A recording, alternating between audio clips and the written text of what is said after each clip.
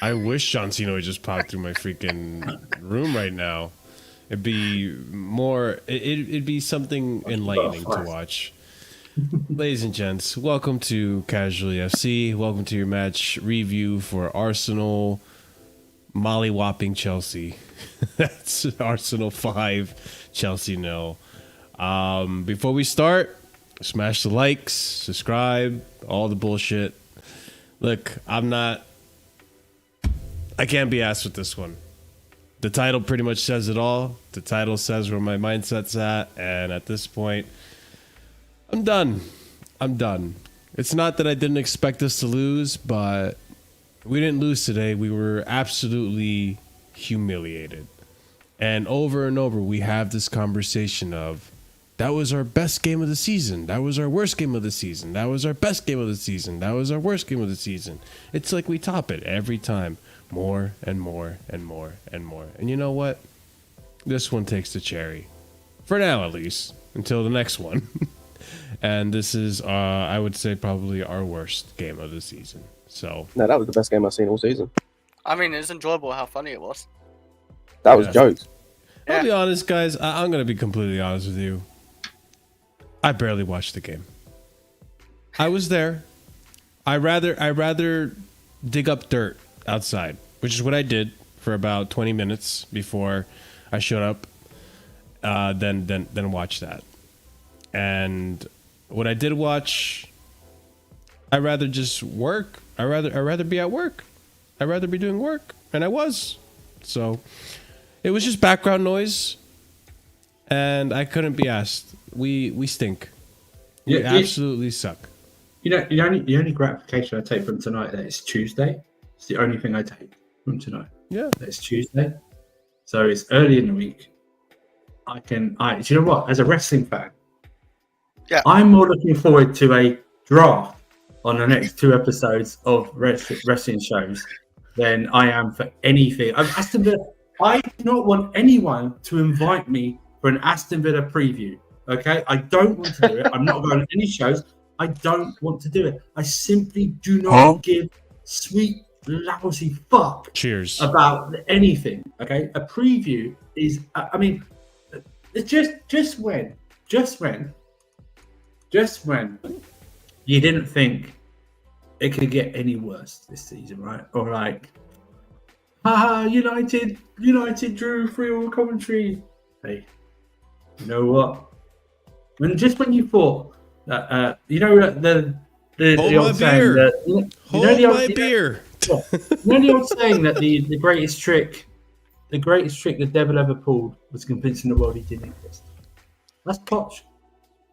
The greatest trick Poch ever pulled. Well, first of all, was getting the interview and passing it. By the way, the second one was maybe some people were starting not to focus and was going, "Hello, I'm here." Comes out, changes to centre back pairing tonight. Then comes out in the quotes afterwards saying they both needed a rest. You brought them on. So what the fuck did they need a rest for if you brought them on? Bringing Thiago Silva on at 5-0 down. What, to keep the score down? We were 5-0 down. 5-0 down. Wait, before you continue, I just... Oh my God, bro, I'm a joke. Oh my God, bro, we're a joke, bro. We're a joke. Wallahi, we're a joke, bro. I'm so glad I kept Staffy doing that because... No. I'm glad I clipped Staffy doing that because it's now a universal thing. Now it relates to my club. Yeah. My club is a joke. Do you know why it's not? Do you know why it's not a joke? It's not funny. Oh no, it's hilarious. It's only a joke if it's an insult coming from an insult comic. It's an insult. This guy literally came from Man City. Sorry, came from the Man City game where we had a good plan. We lost narrowly, okay, but we missed our chances. Okay, Cole Palmer's out. Okay, I don't need to change that much. And let me put Chukwuemeka in. I don't know what the fuck he's got against Chukwuemeka that he can't start. I know. Oh yeah, that cameo that Mudryk did on Saturday. He really deserves to start. He really deserves to start. I know what I'm going to do. I'm also going to change my tactics where I really bested the best team in the league for a large predominant of that game. I'm going to change my tactics.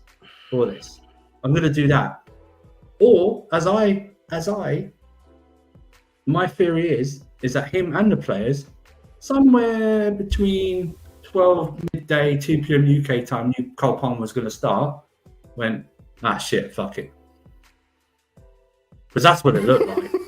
That's what it looked like. I know what I'm going to do. I'm going to change my centre-back pairing again. I'm going to change my centre-back pairing again.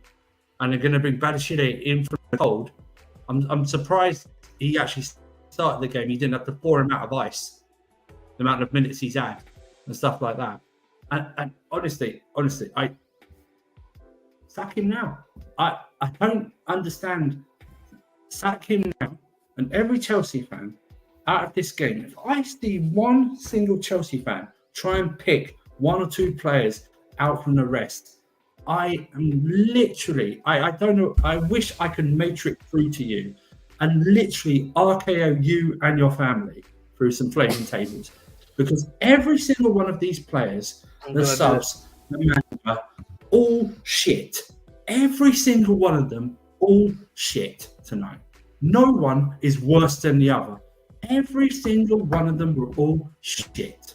Okay? All shit. And we're basically saying that we're Gusto and Palmer FC, because when those two are out, we can't do anything. This manager has made him, this fan base, and these players believe that without Palmer, less Gusto, but without Palmer, they can't do anything. That's what this manager has done.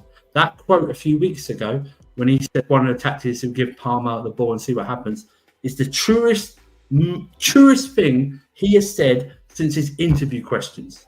Well, actually, those weren't true because he hasn't followed through. So that's the truest thing he said of all. And I honestly, he is the worst manager. I've been watching Chelsea since '94.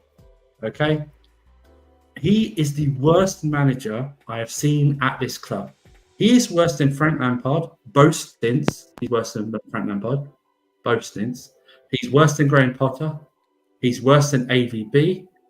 He's worse than Scolari. He is rubbish. Okay, absolute rubbish. This guy. Okay, and now every Chelsea fan, don't bother now. Just look above. Owners now. Complete and on them is the owners now to make changes. I've put on a long sleeve top because I really want to roll my sleeves up several times during the stream to show you how angry I am. All right, that's how angry I am. Okay, that's why I changed. I've done it like that. So if you see me like that, it's because I'm going to go in on them like that. All right. The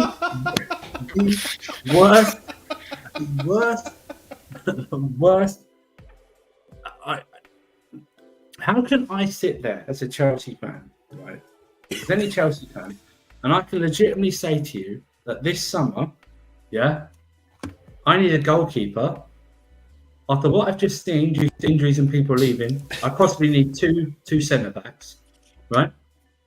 I need a left back. I need another midfielder. Okay, I need a winger, and I need a striker still, possibly two strikers. I need anywhere from 6 to 8 players still after spending all this amount of money. The whole thing needs to change. It's not working, okay? Okay? And all this, what other manager can do something with this squad? That should not be an excuse to not get rid of Poch. That should never be an excuse to not get rid of a manager. Just because you don't think another manager can do anything does not mean we keep a manager. If a doctor's not doing his job properly and killing patients, you don't keep him on because you can't see anyone else out on the outside doing anything. First of all, you're arrested, but you get rid of him. But, it's stuff like that.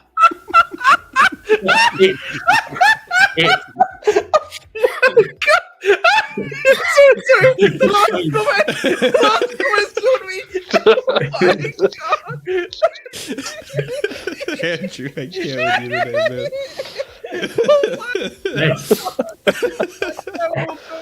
It's insane. Nah, bro. My head's not gone. My head's just completely. It's a point of. it's now everyone from Poch upwards is now taking the piss out of me. Yeah, for thinking this is good enough. His quotes, brilliant. I hope you've got his quotes because I really want to go through his quote after the game. Because I tell you what, I tell you what, this guy. The best thing about this guy, even though I don't agree with anything that he says, are his quotes after the game, especially. That's the best thing about this guy to try and justify what he is doing right now. There is nothing. There is nothing he can say because there's nothing he can say because they're not even going to ask him the questions as well. That's what really annoys me. That's what really annoys me. He's not going to ask. Yeah, please. He's not going to get asked why he's made so many changes to tonight's game that didn't need to be made. That's what I cannot fathom. Now, if he hadn't made the changes and we kept the same type of tactics and Arsenal beating us, fine, no problem. I wouldn't have given in on Poch. The fact that he has deliberately stepped away from what worked at the weekend against, in my opinion, against a better team and against a better manager, that's worked. I know we lost, but it's worked. I don't know why. Why put in a private chat that he's still saying, I don't. Why? What? Is this not? Can you give me a link to that, please? This is now. I can't even think of the term now. My mind is gone about my language that I'm using, but this is now if you're looking at that as Egg Barley, Todd Bowley, whatever, and the directors, and thinking you should still keep this guy to the end of the season after that performance. I'm sorry, the directors, you need to go, and the owners, you need to ship up. You need to shape up and start acting like owners.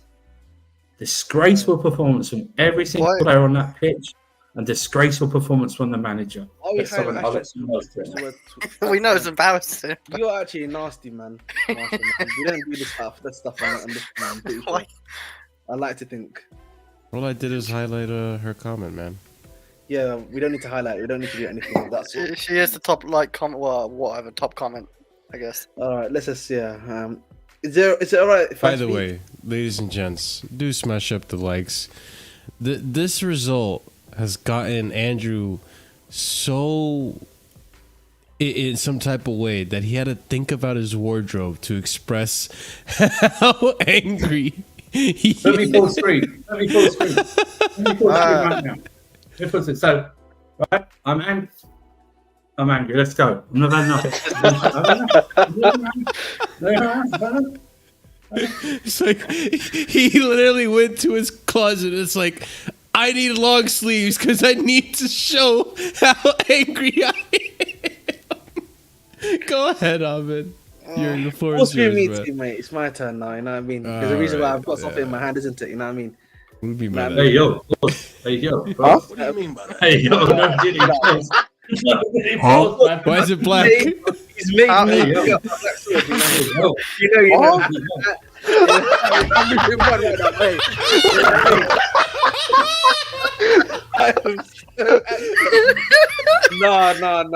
Listen, yo. You can take me off now. Listen, today, bro. Today, man. I don't know what to like. You know, every day at Chelsea, man, it brings a new day of speechlessness. You know, it brings a new day of amazement. You know, a new day of wonder. You know, there's a saying that we have in Somalia, which is "Nikika ajibo maloso nokodo," and it means the guy that makes you confused every single time. Do not return to him. Like, and literally, bro, this is what Chelsea is for me. And I don't know, man. Today they came out, and all of these players were shit, bro. All of them, every single one of them, bro. No excuses, yeah. Like, you know, and the reality of the situation, man, yeah, is that he is gonna be staying at this football club. I know people want him out. I know people will say all of that stuff. Yeah, but my brother, he's staying. That's why the sword has come out.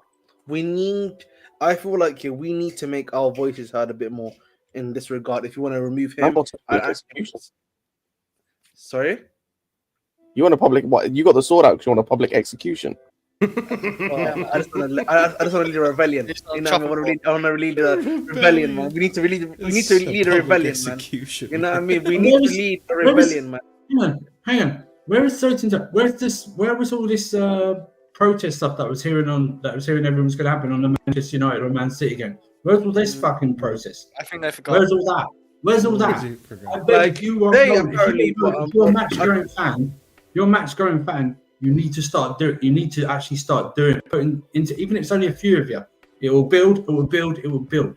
You need to start doing it if you're a match going fan, because you booze, you know, stuff like that. You need to start doing it, or walking out, or protesting beforehand if you want change to happen. This is not acceptable from any type of manager at all.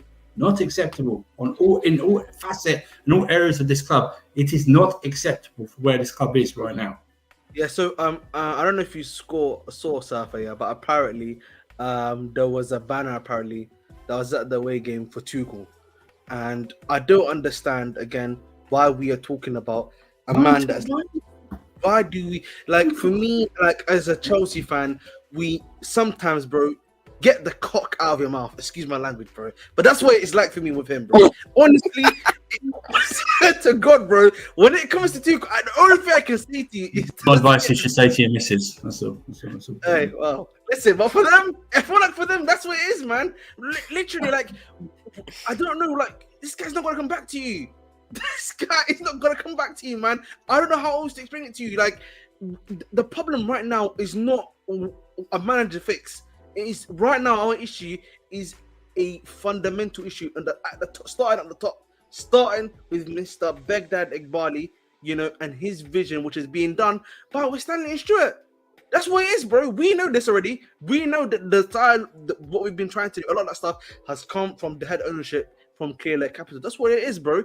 And unless we can, you know, be able to, you know, attack it, be able to, you know, make our voice heard, that's not gonna change, really. That's all it is, man. And listen, all those players today were shit. Enzo shit, Caicedo shit, you know what I mean? Madueke shit. Buddy Shield, man, had created the most chances for both sides in the first half. That was an actual statistic, by the way. An actual statistic, by the way, that he created the most chances for both sides in this game. And he wasn't even good. Yes, was and that was shit. bad. Right? And this is the and like, you know, listen, yeah, I've said this before, yeah, and I'll say this again. Our fullbacks, yeah, are terrible, yeah. Gusto has become the new Rich James, by the way. Where, if we don't have Gusto, oh my God, we're in trouble. That's what it's looking like, bro. That's what it's literally this season, yeah. Gusto has just become a new Rich James 2.0 in the sense that, yeah, if we don't have him in our team, yeah, we're in trouble defensively and even going forward at times. Yeah, Cole Palmer is a bit more of a greater one going forward, I would say, and how our attack is built up. But that's literally what it's become. And I think for me, yeah, you know, by the issue, I don't know what's happened to that brother. You know what I mean? I don't know if it's the injuries. I don't know. That's what happened to him. Poch happened to him. Yeah, just it all this leads season, back to bro. Poch, who leads back to the directors, who leads back to the owners. The road goes up like that. Yeah, and like, you know, I've heard people say, yeah, if you had Cole, if you had Wesley Fofana, if you had Lavia, if you had Nkuku, it's like, bro, we don't have them though, do we? We've not had them for years. When was the last time Fofana played? Fofana played this time last year. This was the last time he played for us, by the way. This time last year was the last time that brother played for us. It was, yeah. Okay?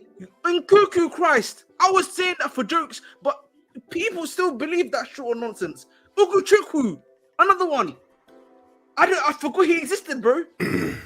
I saw today, yeah. I saw a tweet saying someone, yeah. Someone said, yeah, if Ugochukwu passed you, yeah, you would just think of him as another London UK MPC. I swear to God, another UK young GNBC, and I laugh. I don't remember what he looks like anymore. It's so true, man. Yeah. Lavia, You shouldn't be asking. Who's asking for Ugochukwu? Who the fuck is asking for Ugochukwu? I mean, yeah, there's that. First of all, half this fan base can't even pronounce Ugochukwu fucking properly to begin with. They just called him. Listen, What? Who's asking bro, I am telling you, Christ. Andrew. Yeah, listen. There's another guy, Lavia. Excuse me. I already have Lavia tapes here of his time at Southampton. He's never even played for us, barring 30 minutes this season. Why do you have tapes? All right, you know what, Yeah, man? why do you have tapes? Shouldn't you have like? Shouldn't you have disc around? What is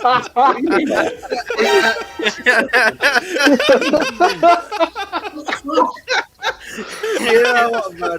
Today's not great, man. I'm just getting caught out everywhere, man. But like, All right, he listen, sends tweets by carrier pigeon. Doesn't happen next. It's all good, damn. man. but listen. At the end of the day, bro, we were so bad today. And listen, man, I feel so. Listen, I know a lot of people here may not like Gilchrist. That brother just got left tongue out the drive, man, today. No, fuck him. I mean, You know, I Oh don't. my God. he actually just got left tongue out the drive. You know? Fuck that He waste of was space. just getting. What did he do to you, Scott? Man? He was He just. just getting, exist. Is that what Nah, he did? he's Just off. existing? Like, He's soft. he was He's getting soft. He was bitched. shocking today. Yeah, he was just getting bitched. Gallagher today, I man. mean, I blame that. I blame that on Poch. not him. Gallagher today, man. He actually made the Dixie Blonde stuff, yeah, a legit thing, man. Today, he made that, a reality. Like, I believe that stereotype now. Every time I look at a blonde, Dixie Blonde now. You know what I mean? Because of Gallagher. Yeah, but he had another blonde with him as well. There's two of them. We're getting to him. We're getting to him. Listen. Yeah, Madueke. Listen. We should just leave him. We should let him stay at North London. That's where he's from anyway. You know what I mean? Just let him stay at home. Love and guidance, big man. Jackson. Jesus Christ, man. Today, man. I've said some crazy stuff on Discord, which I cannot repeat on YouTube. But listen, man, we need to revert the card, man. We're gonna have to revert your card, big man. Touchy. No. This is the thing, man. You're when I address people, when I address everyone, when I say this, I'm addressing you. The sooner you accept this guy's Solomon Kalou region, the better. The problem is he doesn't have anyone else to support him. That's the Can problem. I say something, Andrew? Okay, so the sooner you accept that and actually go, You're let's not get allowed some this. actual proper forwards, so that when this stuff happens to Jackson, it doesn't affect us because the other two have scored two true. goals in the game, doesn't affect us. Then that's it. Okay, this is the whole point. This is where it goes up. This is where it goes up now. This is where it goes up. Directors for not buying an adequate striker to begin with, or even a backup or anything like that, and that goes to the owners for allowing the directors to do this on their strategy. That's where it goes right now. Not having this. Listen, Jackson's going to do this. The sooner you accept it, the better. He is Solomon Kalou for 2024, but he doesn't have a Didier Drogba, Nicolas Anelka, or Florent Malouda or Torres to bail him out. And that's the problem at this club. We don't have that. That's the problem. You can criticize him, absolutely, but he's going to do that. Like we've just literally gone. This time last week, he scored that banger against Everton. Do you know what I mean? And we've gone through. He's just going to be a frustrating player, but he can't be on. That's our problem. He's on number 9. First of all, he's not a number 9. He's just not a number 9. No one can convince me this guy is a striker. He's just not. And then the problem is, there's no one else. You got David Washington on the bench. What the hell did David Washington? You should have stayed back in Brazil. He would have done more. He would have broken into the first team over there and then could see what he can do. He doesn't give David Washington anything. Doesn't give Chilwell or anything. But then you're going to bring on. Who did he even bring on today? Sterling, whatever. He bunged on a centre back and a midfield. He bunged on a centre back and a defence. You're bringing on Sterling for what? What's Sterling going to do at 5-0 down? The fuck? Bro, Cassidy going to talk about was bad Mr. in Mikhailo Can I say Let's about talk Jackson? bro. Let's talk No, about wait, Mudryk. wait, let Chris go. Let Chris go. Wait, can I say? You said okay. I do get what you're saying about Jackson. By the way, I actually do like Jackson. But what kind of player, when it's like header range, the ball's coming in your head, why do you put your hand up to hit it? What kind of person does that? That is like the most stupid thing I've ever seen a player do really in a long time. Why put your hand up to punch it when you literally have your head on it? I know it didn't go in regardless, but why do that? I couldn't understand that. Get kicked in the face. That's it. You think? Yeah, that was the reason they tried to do it. Okay. I did not notice. You're looking at the replay, but it's slow replay. It's just listen. That's the thing. It's just go on. You finish now. No, yeah. If that's the case, he thought he was gonna get kicked in the face, and I didn't see the foot, but I couldn't believe I saw a hand in there. I was gonna say before that. But yeah, I'm not mad at Jackson. I actually thought he made good runs and stuff, but like, yeah, I thought that was stupid to what you just said. Ahmed, before you go, I just want to read out this fun fact. Breaking. Chelsea have conceded 56 Premier League goals in this season. The most conceded in Chelsea's Premier League history. Yet I'm supposed to be told that Oh, we're Poch isn't the cracking. problem. Hey, we're cracking 65. I hope you men know that. Ooh. Poch isn't the problem. Yet I feel like previous managers have done more with less. Shit, Scott. You Fuck might be off with right. this gaslighting me that Poch isn't the problem. I understand it's not just Poch, but goddamn it, he plays a huge part in this. Ahmed, you were going to say something before? So just quickly, Potter had less goals conceded with Koulibaly and Aspilicueta in his back line for most of the time. Like, give me a break. Oh my god, you just. But hey, man, listen, at the same time, And with bro. an Enzo and Gallagher pivot. Kepa in goal. Kepa in goal. Kepa in goal. By the way, do you know why this happens as well? Because he changes two centre backs. Like you saw the two centre backs we had against Everton, Man City, and how good they looked, and then you just swap them both out for today. Like you know the reason why we conceded so many goals because he does stupid shit like this. Bro, it's bad. Thiago's had a lot of better season. It's bad, man. Like I don't understand the Thiago Silva one. Yeah, about resting him, and Chalobah was mad because these guys have barely played this season. Yeah. Like, well, at least Chalobah has. Thiago Silva has not even played for the last 2 months essentially. Like I don't understand what the school of thought was with that. But obviously, Mudryk, trash, ass, washed. Might be another one that's coming soon. No. He has to be good to be washed. That you know what? That's fair enough, actually. Yeah. Not even Just good like, enough to be washed. like again, this is someone like Man still sold clothing. Marshall. Marshall. Remember when I was speaking to you when I said to you, this guy does not need to be, cannot be here. He's not at our level. Should be. He should actually be the one at Strasbourg, not Andre Santos. Actually, you know what I mean? Who's currently at Strasbourg? Mudryk. Okay, That's what I'm talking about. Yeah. Right? Someone, he's actually the one that needs to be at Strasbourg, not Andre Santos. Yeah, learning his trade because he's not ready, bro. He's not good enough. He's as simple as that. It's not good enough, bro. You know, the thing is too. Hear me out. Let me land. I don't mind so much that he swapped the center backs because they played a game 3 days ago against Man City. I get that. But the problem is you're so disorganized at the back that if you do switch out the center backs, it's not like they can fall back on a system or a structure to be organized and be solid in the back.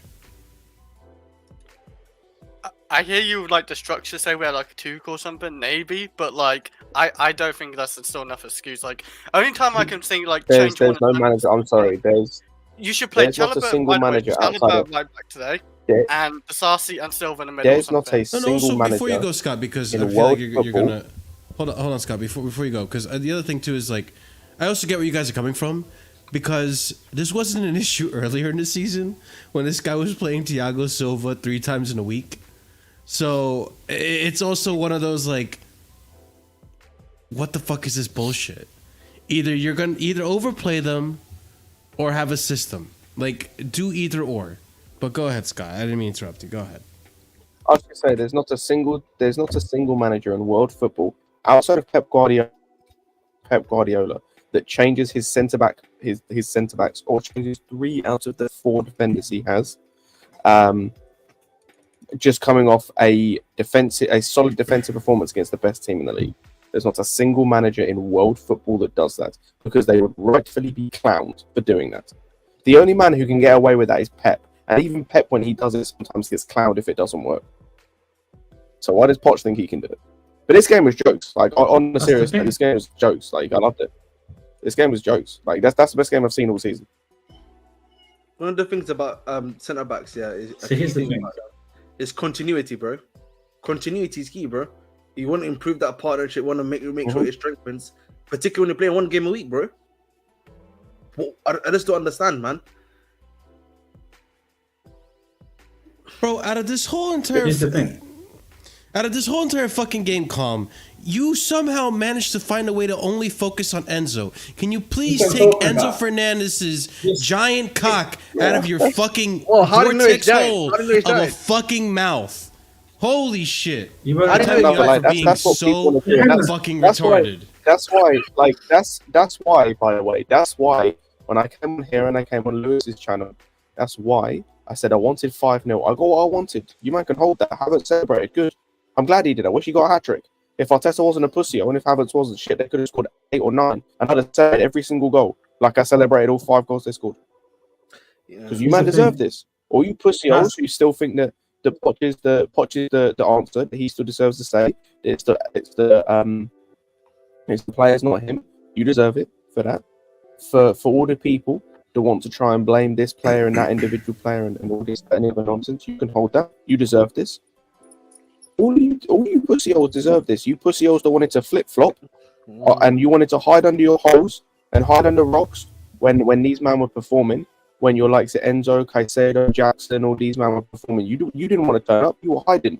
Now they're not performing. You want to crawl out of your holes and criticize them and say they're not good enough. Some of them might not be good enough, but you man didn't want to say it when it wasn't what's it called?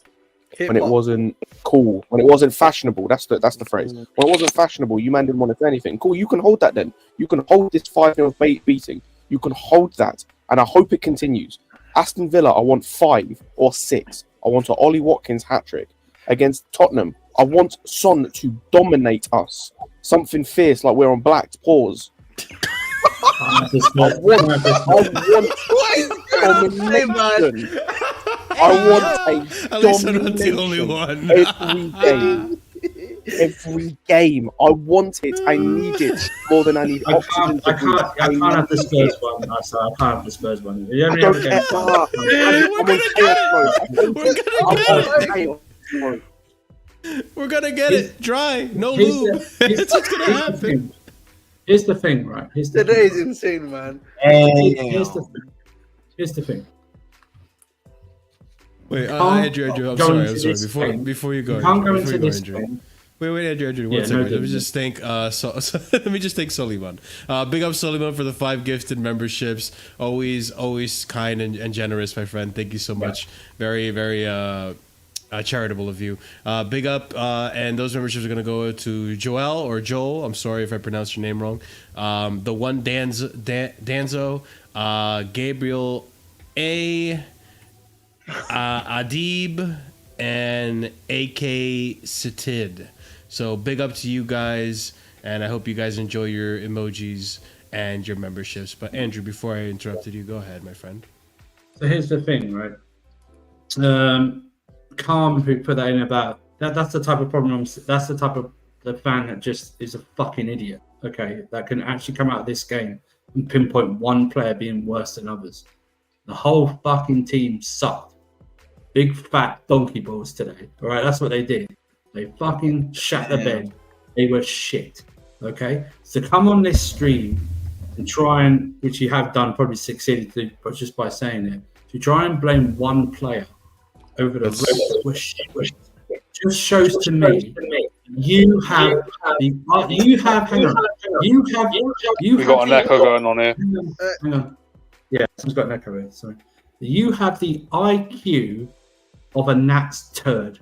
Okay, that's what you have when you come on here like this. Okay, that's what you have. Okay, onto Poch. You coming into the game, your right back probably wasn't going to play. So what you decided to do is change your centre back pairing. So 3 out of 4. So how the fuck are they supposed to build continuity with even a midfield when you've changed 3 out of the back 4? 1 was forced, but you've changed 2 as well. How the hell is the team supposed to do anything when you make these changes? Poch is without a doubt, the worst coach in this Premier League. The worst manager in this Premier League with what he has to work with and the expectations of himself, of his reputation. He has destroyed his own reputation with his decisions this year. He will never get another big, recognised job in any league. And if anyone hires them, you know you can get, and you're a fan of that club, just tell him to watch this entire season of his decision and this game alone. Just tell him to watch what he done. I'm telling you right now, I wish Thiago Silva would have kicked him in the gut and give him a stone cold stunner on the sideline for even trying to say he's going to come on the pitch there 5-0 down. An absolute disgrace of a manager, this guy. And he had the nerve. They pictured him. He had the nerve to look angry on the pitch. Are you fucking kidding me? They should, instead of raising fucking Thomas Tuchel banners in the stands because you're fucking cucks for Thomas Tuchel, why don't you actually raise a banner that says "fuck off, Poch"? Why don't you do that, or hang effigies of the man? Do you know what I mean, or something like that? Why don't you do that instead? Why don't you put your efforts into that? But no, let's talk about how Enzo didn't turn up. He was the only player that didn't turn up, right? He was the only player. No, everyone else in a 5-0 defeat played very well, didn't they? Fuck. We lost 5-0 only because of Enzo. Only because of Enzo. Yeah. It's his fault that Petrovich had that goal in at the near post. Fuck him all. Just concerning Enzo, no one's going to. Just concerning Enzo, no one's going to talk about the fact that this guy is still playing with injections. By the way, still hasn't had surgery on that hernia injury. No, it's fake. Apparently, Scott. It's fake. It's still plays him. It's all fake. It's all fake. Apparently, Scott. It's all fake. Yeah, it's all fake. But he had the hernia injury and since the Mr. Wolves game, but Ibuchuku got injured, and he's been playing with injections ever since December. He's been playing with injections for 3 months. No.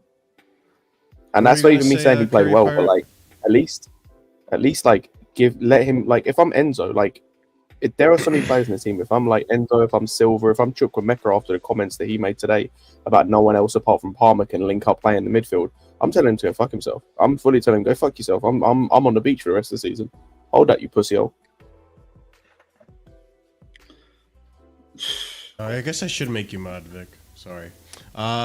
Curry Pirate, you had make Vic a mod so you can time up fucking stupid David James. Yeah, sorry. Not in the mood tonight.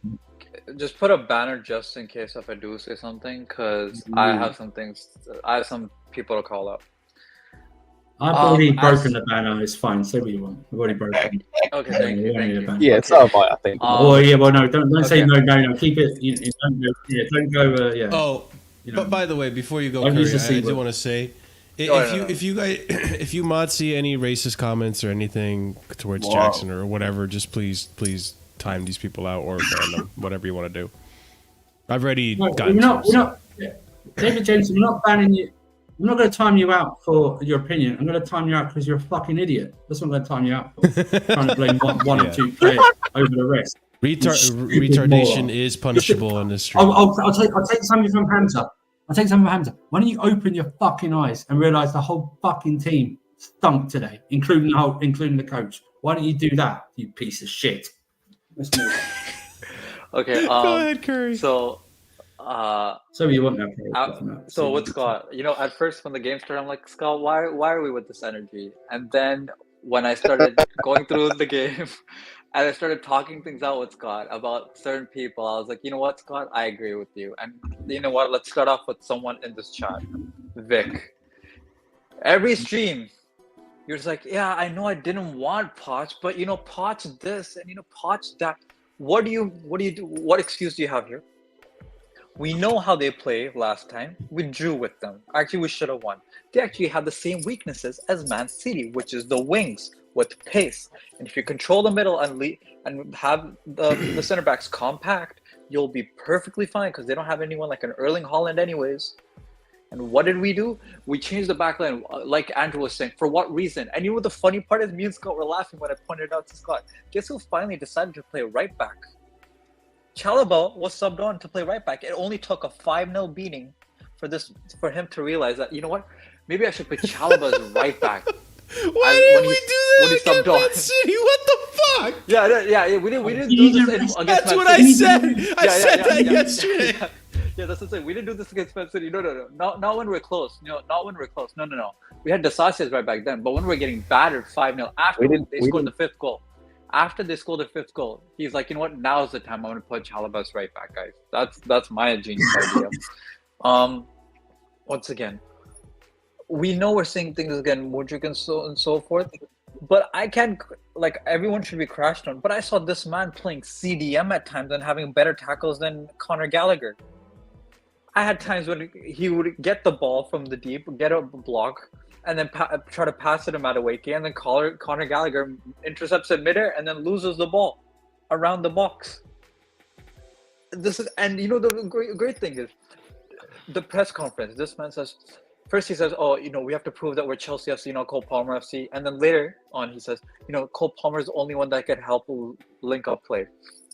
And then me and Oliver are laughing. We're like, you know, there's a certain Carney, Chuka, and Mecca that hasn't gotten minutes in 4 games now, not even subbed on, that actually does the thing that you're talking about. I've got a stat for you, by the way. He is, according to a tweet I saw, he is apparently, since he scored that goal against Leicester, he's only played 50 minutes of football.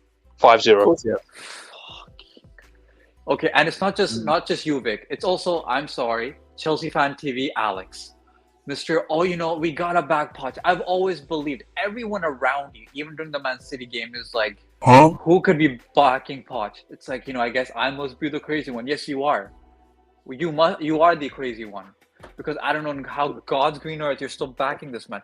We know, as Winter Surfer has said, that Jackson is not a striker and he's more like a Samuel Kalou. So you know what would be great for someone who's never played striker, really, until this season, is to have some structure, some placement on where to be and what movements to make and where certain people around him and where they should move and where you should be. But since he doesn't have that, he's just going to continue doing his solo act, which we know he's not good at as a striker position. We already know he's low in confidence since Man City. It's like the lack of just straight up stupidity and us playing, and like you guys are the chat, the stupid idiots. And it's not just Chelsea fans. I'm seeing Staffy with the ends who, and then I have other people from Flawless's people who are like Sheik and everyone that you might know. They're saying the same thing with this Enzo thing, and I'm like, guys, we can see he's playing really awfully. And I told these same Man United fans, I'm like, dude, watch Kobe Manu. He's going to decline the more he plays with their bum manager. And the past 3 weeks, whenever I talk to these guys, they're like, you know what? Kobe Manu didn't have another good game. And I'm like, what a surprise. You're telling me a bum manager with no structure in the midfield is going to make a midfielder who has great prospects and has great talent play worse. I'm so shocked, guys. I'm so surprised. And this man has been having an injury for 3 months and he's having injections. You can clearly see he's lethargic most of the time. Right? So it's like, what, like, just get the injection. Like, is it Poch? Because we realized this too with the report with some other injury previously beforehand, where I think it was Lavia. There you go. Lavia was being rushed in by the technical staff, which is the coaching staff, even though the medical staff said no. So could it be Poch once again telling Enzo not to do that right now? Here's the thing. You know this quote, right? When he's gone, Palmer's the only thing that linked to lines. Before he got injured, who did he play in that type of position the first 2 league games this season? Who was doing that job? Wasn't it Gallagher? No. Nope. Carney or Carney before he got injured. Carney Chukwuemeka. He played in that position against Liverpool and West Ham, where he scored and then he got injured. So this is bullshit. Horseshit, because he's seen it himself. And he saw it in pre-season as well. All horseshit. But no one will call him on that. That's the time in the press conference when you ask questions. That's the time when you call him on his horseshit. Not about people arguing over fucking penalty after a 6-0 win. You call him on this shit right here. Well, okay then. Well, why isn't Carney getting minutes so he can do that then? Why didn't he play today? You're seriously telling me again you've got Gallagher in a 10 role again, but not even set him up properly in a 10 role because he weren't pressing that high. You're really telling me that. And Andrew, the funny thing is, okay, let's say Enzo's struggling. Fair enough. You know, when we beat Everton 6-0, everyone's like, see, look how we play without Enzo and, you know, Gallagher in the deeper role. Then why don't we do that? If he's worried about linking up play, we can have Enzo come off and Gallagher go drop back, and then we can have Carney in the middle. So now you have the engine, you have the legs. For the rest of the season, tell him to get an operation. I know, just go. You need it if it's true. And I believe it is, because I don't know why people would like. If he does need a hernia and he wants to play in the Copa America, he needs to have his operation now to be fit to play in the Copa America. Because then you don't want to be in the Reece James cycle. You'll be in the Reece James cycle of not taking a surgery, and then you go into the season and you're injured the whole damn season. You have a hernia is straightforward to fix. A hernia is straightforward to fix. Right. I don't know if it's like a hamstring because hamstrings are like way more. It's a hernia. I think the the same people who report. give I think the report was like. I think the report was like at max he misses like 6 weeks after the surgery. Right. So that'd be in line for the Copa America, wouldn't it? I mean, this season's Let's do dead. it now. Like we Actually, no, have it'll be nothing to before, fight for. it'll be before, but at least he'll be fit. Just go, because otherwise I don't want to carry in and missing the start of the season. Do you know what I mean? Under hopefully a new manager. You know what I mean? So I want him. I want him to be good next season. Play a Copa America and then come to Chelsea. Fully fit. Not just. There's no point in him not doing it because like what games we got against like Aston Villa. We're probably not even gonna get top 6 this season. So what are we here to fight for? And if we do we need to fight for top 6. Do we really need to have like Enzo holding a hand just for that? Because like top 6 is nothing still. And you know what the more shocking thing is than his performance tonight by the players and the managers? It's the fact that there's nearly 100 people in here and I'm only seeing 46 likes. So you're obviously liking we going mad over another crap Chelsea performance and us losing our minds. Give Marshall some help with getting this, subscribing, liking it, and getting his channel in the algorithms right. Let's do this. You obviously like what we're doing. You like us Chelsea fans going mental after the season, like taunting us in the chat fairly, no problem. But give us the likes, please, people. By the way, ladies and gents, with A. Soliman's latest 5 gifted donations, we unlocked a new emoji. So if you remember, refresh, and you shall now have a very fitting emoji for this very game. It's Sag. It's Sag Frank. Very Sag Frank. So big up, people. Enjoy that emoji and big up to Soliman. Yeah, thank you. Can you bring up the beautiful games thing? I wouldn't doubt what beautiful game is saying. Conor Gallagher, for what you can say about him playing right, he has shown more balls and taken more ownership with that quote than anything that Poch has said. Yeah. Anything. Oh, what did Gallagher say? I'll look it up in a minute. You just apologise. I'm not gonna read it out again unless people. I'm not gonna read it out again unless people want me to. But on Ziad's channel, we were discussing Poch's comments. There is a quote that I found from a manager managing in MLS currently, who took more onus and had more balls and admitted the fault of his team after they lost 3-1 to team of the league. Oh, big up the super chat right here, by the way. Musa Mohammed, thank you for the $4.99 super chat. Poch, put these 2 donkey CBs for height reasons only. This is clear indication that he doesn't have tactics. Brilliant. Absolutely correct. We've been saying it all season. Well, okay. I've been saying it since Man United away. By the way, speaking of height, we conceded from another corner today. Just FYI. I can't lie, Andrew. It's probably felt like all season from there anyway. Like we've been on such a long ride at this point. It feels too long. There's no idea. Even these guys who have played together at Monaco haven't played that much this season, so probably need to realign how they play with each other. But that's the problem. He keeps chopping and changing the centre back partnership that no one gets a rhythm. And also to talk about height. Me and Scott were talking about this. You know the guy we usually sub on as a centre mid for height? He actually played well when he wasn't just subbed on for 2 minutes for height. He actually played decent. 5-0, really good. Yeah. No, they 5-0 and took the gas off with 20 minutes to go. No, I agree, but I'm saying imagine giving this guy. Yeah, but the thing is this. No, I'm just saying give him more than 3 minutes. Like imagine giving him more than 3 minutes. That's what I'm saying. Is for just like being in the box and holding the ball. But why are you giving him minutes and not Carney Chukwuemeka minutes? Yep, that's why are you giving him minutes? Why? Why are you? This is the whole thing. I really wish these frigging journalists who complain about so much because they don't complain because they're going to lose their thing. They're not even harsh questions. I've got some questions for you. It's one big question. Why did you make so many changes tonight? Why did you make a centre back change again when you're already changing a right back? Why did you change your tactics from Man City? And why the hell did you bring on Thiago Silva with 5-0 down? Why? Just why?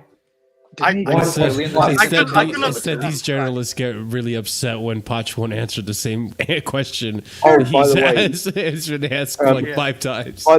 By the way, the beautiful game just reminded me of something mentioning 32 games. Don't forget, people, because of his yellow card tonight, Nicholas Jackson now misses the next 2 games. So we have no striker. Hey, we'll see David Washington at least. No. We're seeing Cole Palmer up front. It's Cole Palmer Bro, full he time didn't- setting. bro, Okay. If he cool. did not get booked for that Then challenge what's the tonight, point of David I'm Or it's going to be staggered. Sterling Falls. I don't think he did. Did he get booked? Yeah, he got booked. Yeah, too. Yeah, he got booked. I was gonna say like. No, he didn't. Never mind. How the Wait, fuck he didn't did get not booked? That's crazy because that should have been a red card. Oh, I thought that was a clear booking because he Yeah, stepped on hey, the I player's can't ankle. remember- I can't remember the game. I couldn't remember. Well, that's all I can't remember positive. that. That's one past. Marshall, forget a booking. That was an ankle breaker. He should have been sent off for it. That's what I was saying. My man nearly broke someone's ankle and didn't get yellow. Fair play. Never mind then. I mean, doesn't matter. Like next week, like we know Pochettino's gonna change that back line again. He's gonna change this, that, the other. It's bad. David Jamesman, you can criticize Enzo, but the fact that you're bringing up one single player when all of them were shit tonight is just pure and utter madness, and just shows you're just an agenda-driven idiot. I mean, he That's wasn't the what worst you are. tonight. He wasn't the worst tonight. So why are you pointing at No, him? but the thing is, like, He what wasn't even the people worst don't today. hear, right, is he wasn't good tonight. No one has Yeah, said yeah. he was good Yeah. tonight. But No one what said people he was don't good. want to do is they don't want to add the context, as I said, of the hernia thing. None of us want Enzo playing. None of us want Enzo playing at all. The moment that news came out, by the way, about him with the injury stuff, I didn't want him playing the rest of the season. He had no need to. He didn't need to I play him even for said- the rest of the season. Like, there was no need. It gives Carney more minutes. It means you can play Gallagher all the fucking time, and which is what you want to do anyway. He doesn't have to play the 10, which is a bonus for us. You can have Palmer there or Carney there. Or, God forbid, you give Cassidy some proper minutes off, like, considering you brought him back from a loan that was productive because you wanted some height in your life, because you're 5 foot nothing. You're a short ass. Like, but no, yeah, like, Enzo's not been good. He was not good tonight. He was crap. No, he and him wasn't. coming He off w- was fine. But the fact that, like, he's the one that's focused on, like, I'll crash it on Gilchrist because it's funny and because I heard that he was the next John Terry from about 1 million Chelsea fans after he did one header versus whoever the fuck it was. And he was terrible. But, like, in reality, the whole team, bar Petrovic and bar, like, as I said, like a 10-minute cameo from Cassidy, the entire team was shit. So I'm and not that's- crashing on one player. And you guys have heard me say it here, even during that Man City game. I said, even before the Man City game, is I wouldn't be upset if he didn't start Enzo. As crucial a player Enzo is, it's just because he's playing with a hernia. Get the hernia, do your thing. It's fine. Bring his not the last one. Bring the second to last one up, David Jameson. I just one simple question. No, the one above. You can still call out individual performances we do for Chilwell and Gallagher. When you lose, okay, so let me tell. We've lost 5-0 today. Who in your mind played even adequately average today that they don't deserve criticism? Who? Because to me, when the team loses 5-0, I don't care. The whole team is then shit. Okay? Unless it's some weird thing where it's like corruption or something like that. I want to know. We called up Also Chilwell find and it- Gallagher on individual performances like we have done Enzo, by the way, and Badiashile before that. Even when we've won games they haven't played well, we call them out. But when you lose 5-0 and you think you can single out 1 or 2 players that were worse than the rest of the team, are you smoking something? That's the Seriously. thing too. We lost 5-0. I'm sorry. Is Enzo the goalkeeper? Is They were Enzo the two one playing left center out. back, right back, They were left two- back? They were two. Are you telling me We that conceded Enzo and 5 Badiashile were goals, the and only you two want to that say it's stood on out? Enzo? They were the only two that Hang on, stood out. conceded. Are you shitting We me? conceded 5 goals. Our By the right way, back was directly it should have been like responsible for 8 goals. One of them. Oh, 100% it should have been 8. Yeah. But our right back was Still quite directly standing responsible on for side at a least couple one of times. them. I think he let him I'd say, outside like, a couple of times. to with the Enzo thing, like, Enzo was shit, as I said. Like, are you happy now? Enzo was shit. He was not good today. Yeah. But to say he was one of the worst players on the football pitch, to say he was one of the worst 2 players on the football pitch is flagrantly wrong, number one. Look what he put. Number 2, it just shows that all you want to do is just crash it on Enzo. Like, that's the thing. Like, because he was Look bad. what He he wasn't put. the worst player on the pitch. I wish I had a look what this remix guy of put. wait, hold on. I wish I had a remix of Ryan's like quote. It's like, these ladies down here looking 1 out of 10s. Like some AI edit. So I can quote you, dude. Looking very 1 out of 10 today, dude. First of all, First of all, right? First of all, the fact that you can even think that some of the players got to a 4 out of 10 today. Are you shitting me? And why does it matter if they were 4 out of 10? Also, the fact that you've included Petrovic as one of the again, David Jameson, you're just a clown. So why didn't you start off with Petrovic then, David? That's you're a clown. Thing. No, I mean, no, just I'm tired, but the rest Hey, wasn't even on him. this is the last I'm saying. This is the last I'm saying towards these people because these people are dumb. And the thing is, I know this guy ain't even a Chelsea fan. That's the thing. I'm pretty sure he's a United that makes fan. sense. Then. He's just thick as shit. United fans. Some people can't be helped. Some people need to be like in institutions. Like, sorry, but that's the case because they're just thick as shit.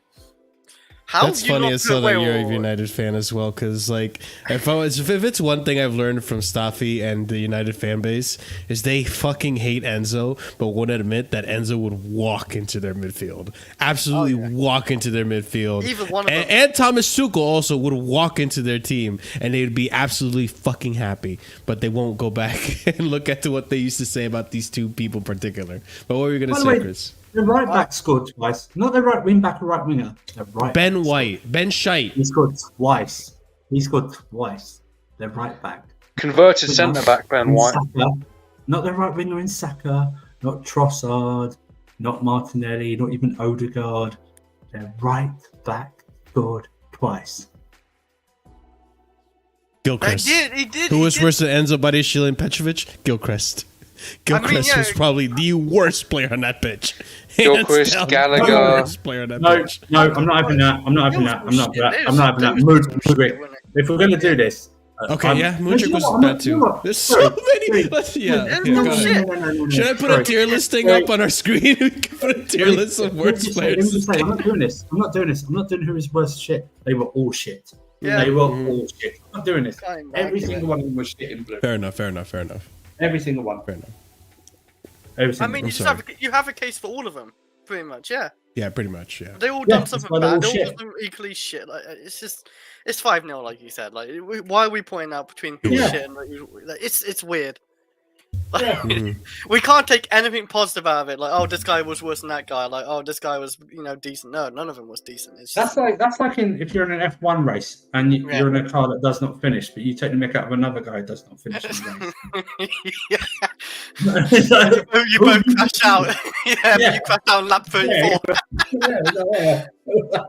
What's the point? Yeah. What's the point? Hey. Yeah. I Or like for that case, reference. in my case, if I laugh at another fat guy and call him fat, I mean, it's just a Spider-Man meme. Do you know what I mean? That's what it is. Well, weighs like an extra 100 pounds or something. You can't even Yeah. call it a mid-off in this case, because if we were mid, we probably would have done a bit better. I would have taken a mid performance today. It wasn't even mid. Right. It was like, you know when they say scraping the bottom of the barrel? No. You remove the barrel and then you dig under where the barrel's been placed, silver down, and that's where you see the shit. Where the sword is. That's what this type of performance was. Oh, we have weird Unbelievable. fans, don't we? Chelsea fans. We're just a bunch of weird ones. We do have I'm weird te- fans. I'm te- Well, the worst thing for me, Ahmed. the worst thing that happened to this Chelsea fan base is social media. 'Cause then I wouldn't Yeah. have to listen or look Yeah. or listen or that's it right there. It's been referenced so many times on this channel. At this point, I just had to have it. I now. wish I was talented enough. Yeah. I would have put Chelsea tops on them. That's what I put them. That's what I would have kept it. Oh, Yeah. fine. Utter shit. Prime. Ah. How you doing, my friend? Dumb question. What are Which your one's the negatives worst of one? today's game? Who'd you think was the worst player on the pitch? Who do you think he's going to say? No. Prime's got so many agendas. It's, Yeah. yes, now Yes, we now can. we There can. you are, yeah. Oh, I no, don't we think you can can't. hear us. No, he's gone. Yeah, we can hear you. Can you hear us? Can you guys not hear me? Yes. Yeah. We'll repeat You're in a Yeah. slight delay. Dude, I think he's have like a 10-second delay or some shit. He's on that Chelsea delay then. Can you hear me? Okay, Yeah, he's but you're on a 10-second delay. Yeah, you need to fix your Like, internet, I can Prime. actually hear you guys. Can you? I just don't know if you guys can hear me. 'Cause We did, apparently you I've said been having we can. problems. We Why do literally you said react we so can hear slow that you. It makes it like you're on a delay. No, Why it's do not you my react internet, so it's not. slow? Yeah. What was saying? I don't understand. You say, yeah, we can see you. You can Yeah, see we like can that. we can hear Yes, we can and hear see you. Cool. We've said we can hear you I multiple won times. tonight. What is that? I won tonight. Oh, I won tonight. What did you win? Would you bet against Chaos. Chelsea or something? No, I wish I did. Chaos. Listen, no Palmer. I don't see it. I don't understand it. I don't. No Chelsea fans should be coming on a stream smiling tonight. I seriously mean that. You shouldn't be smiling Andrew, tonight. Andrew, you and I are from different The only generations. reason I'm No, smiling. no, it's no. It's not about generations. Your team got smoked 5-0. No matter what you think about it, you shouldn't be smiling. I'm not. Okay, can I finish? The only saying that reason to me? I'm Are you doing smiling that is to because I'm keeping count of how many times Andrew rolls up his sleeves tonight. That's the only Thank you. reason I'm smiling. Anyway, too warm, man.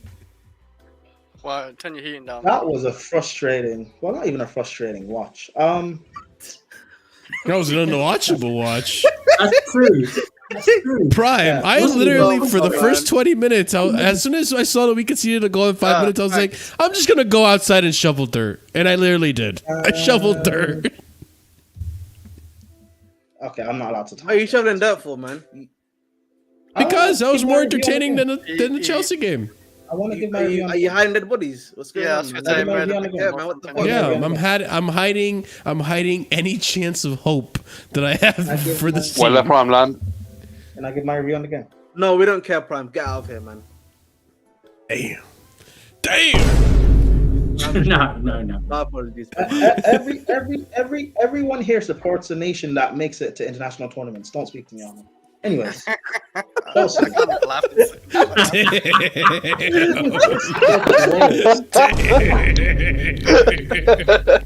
Damn, man. That's crazy because I'm American. No, Marshall. What other country are you? The South American country? Bolivia? Peru. I mean, they make it Even that shit. Peru. Even Peru. We did make it to the World Cup, what, 18 When? years ago? I don't remember. It was like 6 years ago, Chris. Anyways, 6? No, what's the 6? Yeah. I'm trying to speak on this game. Oh, yeah. This game was awful. Check your private message, Chris. Andrew, you're right. I'm not happy that we lost, but like, I am happy that certain Chelsea fans are suffering. So 50-50. It is what it is. Wow. You nasty piece of work. That's fine. On Twitter? No, you think this is on nasty? StreamYard. You think this is nasty? Let Reece James get injured after that surgery. Anyways, Gilchrist. Hold right that, back. Chris. What? People telling Why? me we don't lose when he plays. Listen, I don't. It's nothing even on Kilgrist himself, but it's the people who defend him, what he stands for, so they can hold that. Marshall will. The goal they can, the first goal they conceded, jammy deflection, like that. Well, not deflection, but like it was so like simple and stupid. It should easily have been defended. We go into halftime, 1-0 down, fine. What does Pochettino keep saying to our players at halftime? Why do we go from okay to absolute crumble? Kai Havertz scores a brace. 50 million down the drain. Scores a brace. Kai Havertz scores again, you know? Ben White brace. Saka stunk in the first half, but I think he still managed to get GA. I think. He did. He did. Yeah, I've been saying this like all season, by the way. I've been saying this since like November about Chelsea, how we are a relegation side based on how we are set up. And people have been attacking me since then when I was saying it. When I said back in November that Pochettino is a worse manager than Potter and Lampard, I said this back then, people wanted to attack me and say, no, I'm wrong. Obviously, I'm not happy about how Chelsea are. I don't like my club being bad. I like us winning things. I'm used to us winning. Grew up on us winning. Oh, he's a glory hunter Chelsea fan. Yes, I am. Back-to-back seasons without us winning anything. We've conceded more goals this season than we did when Frank was here in 1920. Remember? Ever. With worst keeper of Chelsea history, Kepa, with can't defend finished Aspie, with Marcus Lonzo, with stripper Zuma and Tomori, and we conceded the most amount of goals. It's with no legs, Jorginho, and we conceded those goals. Yeah, we conceded more now. What? Oh my god. Listen.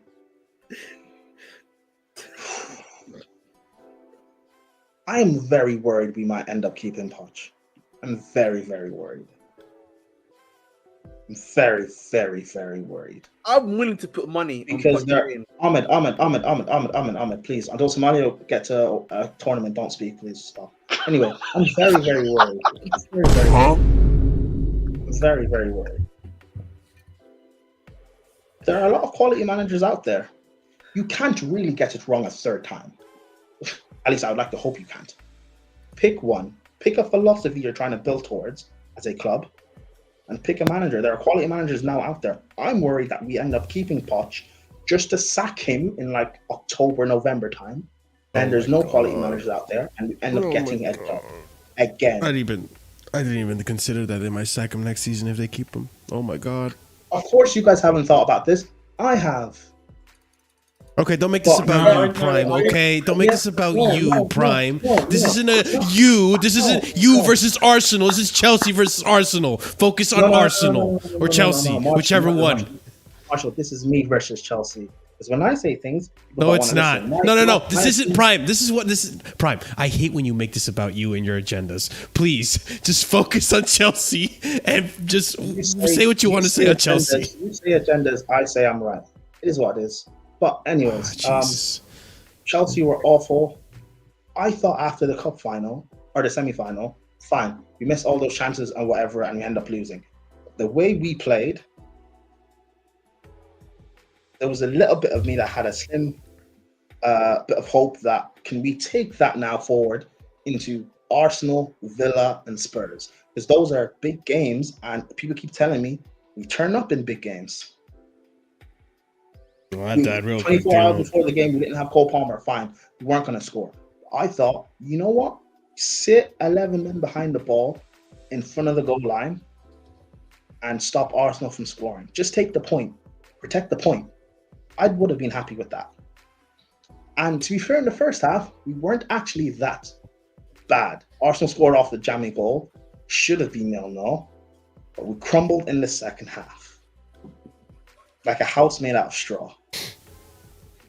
What is that? What's that children's nursery rhyme about the three little pigs and the wolf blowing the house down? There's a joke I'll huff and I'll puff. And I'll blow your house down. Yeah, there's a joke in there somewhere. I'll find it. Right, man. Don't do that, man. Yeah, man. Like I'm just fucking quoting the goddamn nursery. This is on the owners now, and Marshall, you speak about agendas. As Chelsea fans, what are we now going to do? Because people wanted to say they wanted to do a protest about the owners. That hasn't happened. People wanted to do a protest if you end up selling Gallagher. We'll probably will sell Gallagher. No one's going to protest. It's all smoke and mirrors, bro. No, I'll be real. Prime is right, bro. If we have a protest for selling Gallagher before there's a protest for the owners, I will lose every piece of shit that I have. No one's going to protest. Chelsea fans want to blame. Chelsea fans will rather criticize some of the IC3 players that we have. Cool. But I'll be real. Jackson, he was one of, it's probably not hard to say, but like, in my opinion, he was our best player out there tonight. He was actually trying, especially in the first half, he was actually trying. He was feeding off scraps. He was actually trying and dragging us forward. But whatever, it is what it is. He's black, he's dark skinned, no one's going to notice, no one's going to care. But Scott is right. You guys deserve to suffer. We have nothing else left to play for. 3-0 Villa. No, see, that's the problem. I've done my suffering now for 2 years, so I don't need to suffer anymore. No, you don't need to, and I don't need to, and Marshall doesn't. The problem is, I'm collateral. We are collateral damage. And Terry P doesn't need to, but the rest of you guys can suffer. We need to. They need to suffer with their takes and their opinions on other things. This is a part that I don't understand. This fan base. All you hear that they're more bark than bite. Yeah, let's protest the owners. I know what we're going to do away at Arsenal. Let's Fucking stick up a bitches, fucking all of Thomas them. Tuchel. Let's stick up a Thomas Tuchel sign. Why? What's that going to do? Thomas Tuchel sign? Are you fucking mad?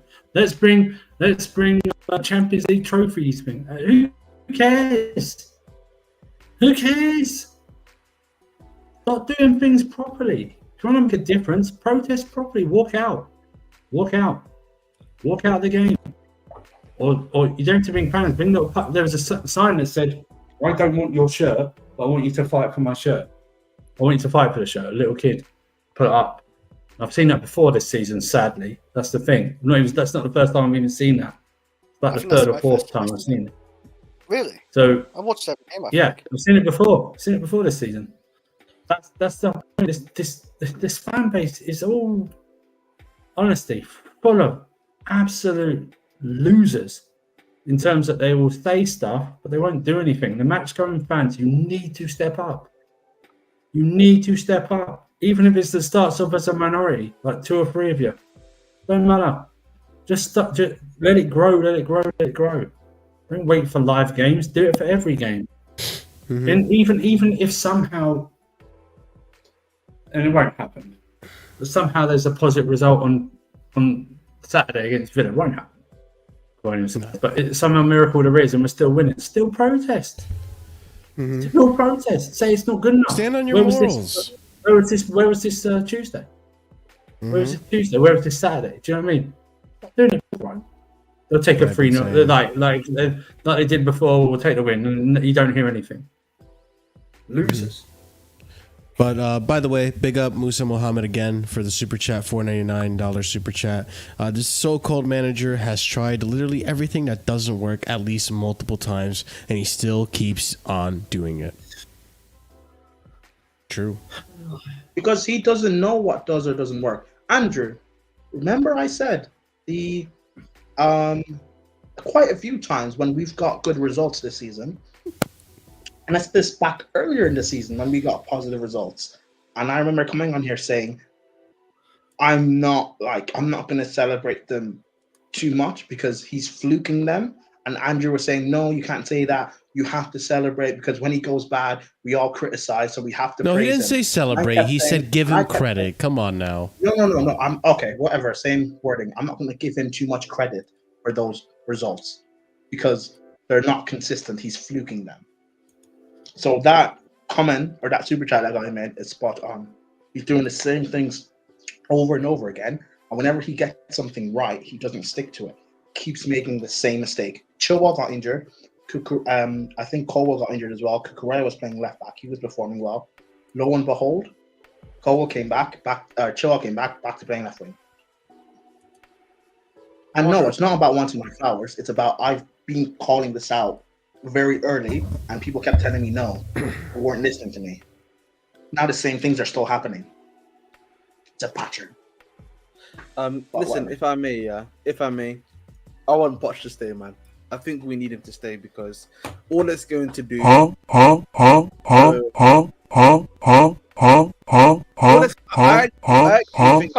If you think about it this year, Just keep practicing. I'm not listening to this. I'm not listening to this trying to be a funny thing like this. You know, like, no. I actually think it's a waste of time. What you're gonna say is a waste of time. Okay, but let me just say at the very least, yeah. What I mean by this, yeah, is that we're gonna see what they do for him in the summer. You know, if they truly, believe in this guy, and they want, and they still truly back him, yeah, we're gonna see what happens in the summer. Are they gonna bring in the so-called players that they believe they need? And is he then, this experience gonna actually change the game? And if he does, you know what? I'll put my hands up and say fair play to him. But if he doesn't, it will show too. No. I'm not hearing this from anyone. Oh, something might happen if this happens and that happens and this happens and if and that and that. If my nan had bollocks, she'd be my granddad and all this bullshit. You know what I mean? This is. I mean, oh, if my knee bone connected to my arm bone, shit. What would you? If this takes place, no, he shouldn't be given the chance. He shouldn't be given the chance for them to change their strategy, to buy better players. He has lost. He has lost anything. He has lost. He doesn't deserve. Or actually, does. He deserves all the shit that he's going to get. He came out. Somebody put it in the private chat. He's come out again with some pearlers. I tell you what, he is the king of deflection at this time right now. Absolute nonsense that he should be allowed to be given any type of stay for next season. He's utter shit when he hasn't improved anyone. Yeah. If I may, Chris, quickly, there'll be people. They will probably say, and this is. I want to hear how you would rebuttal to this, yeah. But look, man, he's not had Fofana. He's not had Nkuku. He's not had Lavia. He's not had, even if I wanted to add him for banter's sake, yeah, Ogo Chukwu. He's not had who's another person that he's missed for the vast majority of his of the season that I'm forgetting. Reece James, he's not had. So they could let Ahmed land. They could. I'm not. This is me playing devil's advocate, by the way. Yeah, they could come back. Wait, okay, don't let Ahmed land. Never mind. Because this man on Discord was telling me, I swear to God, if you play devil's advocate, I'm shutting down everything. Did he not say that? And now this man's playing devil's advocate. Hold that. Marshall. Sorry, respond what he said. As a guy who's best friends with the devil, and what you're doing is shameless, but whatever. And I said this, I was just on Jimmy's channel, and someone made that same comment of injuries. Let's just assume we started the season with all our players fit. Reece James fit, even though he was fit at the start of the season, and Nkuku fit, Lavia, etc. Fine, we would have more moments of individual brilliance because we know Reece James can create, we know Nkuku can create and score goals. Fine. But Poch still wouldn't set them up properly. So we would still be shambolic. But even, I actually forgot to remember Carney. He's only started coming back as well. You could even add to that list. Ahmed, you have not refuted what I've said. He doesn't even use Carney. He hasn't used in the last few games. We signed for 4 games. But like the reason why I'm bringing up these comments here is that if I may, Prime, just let me finish quickly. Yeah. No. You did not refute what I've said. Answer what I've said. I'm not here to refute. I'm just playing devil's advocate. I'm playing devil's advocate again. Stop advocating for the devil. Okay, fair enough. But no, we're doing devil's advocate. We are not doing devil's advocate. Okay. But devil's advocate. Guys, let me see here. The reason why I'm doing that is because my personal fear, this is me speaking, my personal fear is that I can see them, going through hoops and, hoopla and all this nonsense to say, Poch, we're keeping you. And then even if I then go in and just say, okay, you know what, Poch is gone, and then they actually do that thing, and I'm happy. The bigger worry for me is then who comes in next. I listen when you're hearing about Thomas Frank. That should be that's the problem. That's the Thomas Frank is better than Poch. This is the problem I said earlier. Chelsea fans need to take snobbery out of their mind, okay? It's proven this season that the coaches that don't have the names are better than some of the coaches that have the names, okay? You need to take out. I don't care. Thomas Frank would do a better job with this squad than Pochettino would. Mm-hmm. You need to take the snobbery out of your mind. It's Thomas Frank. I'll be honest. Every when that single shortlist, manager, go ahead. About 15 managers would do a better job in the league right now than Poch is doing with this than what he's doing right now. The only exceptions I will put out at the top of my head are Chris Wilder and Ten Hag. I wouldn't take at the top of my head. There's probably a couple of others. I would take every other single manager in this league over Poch. Okay, so this is whole thing. Oh no, we can't get Thomas Frank. Who the fuck are you to say who we can and cannot get? Because he's not a flavour of the month. He's not wrong. He hasn't one game in a Europa League or something like that. Who the fuck are you to say we shouldn't get someone like that? after what he's done with Brentford, keeping them in the league. And okay, they flirted a bit now with relegation and stuff like that. Actually keeping them competitive in the league. Who the fuck are you Chelsea fans to turn down someone like Thomas Frank after what we've just seen? Piss off. And honestly, I think another thing to add, Prime, before you go, I'm sorry. I think another thing to add too with Thomas Frank, and I'm not saying I want Thomas Frank. And when that short list came out, that supposed short list of we're going for De Zerbi, Thomas Frank, and Eddie Howe, right? I was thinking, like, honestly, at this point, anything is better than Poch, and the lower the expectations, probably the better for the next manager. I'll be honest. Because if we get a high-tier manager, we're expected to get high-tier results, and I just don't think it's going to happen. I'm done with these high expectations. I had it with Poch, which I was thinking, like, okay, Poch did something with Spurs. Surely he can do something with Chelsea, and look at where we are right now. Look at the results we're getting. And I know Ahmed's trying to play devil's advocate and all this and that with the injuries and shit, but there's no reason, even with the quality of players that you have, you should be losing to Middlesbrough. There's no reason, even with the quality of players that you have, you should be losing 4-2 to Wolves. There's no reason with the quality of players that you have that the Wolves should be doing the double on you. There's no reason with the quality of players that you have that you should be losing to Man United 2-0 like you did earlier in the season. It's just inexcusable. But Marshall, can I want to add something quickly. Wait, hold on. It's just literally quick. I just want to rebut the Thomas Frank point, yeah, because I know that Surfer made that point about Thomas Frank, right, and that we can't put our noses up to them and everything like that.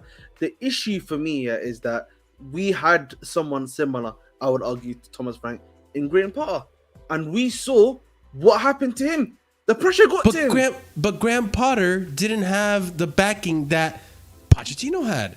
He had to work with players that we said here before. We had to work with players that were already probably pissed off that Thomas Tuchel got sacked to begin with.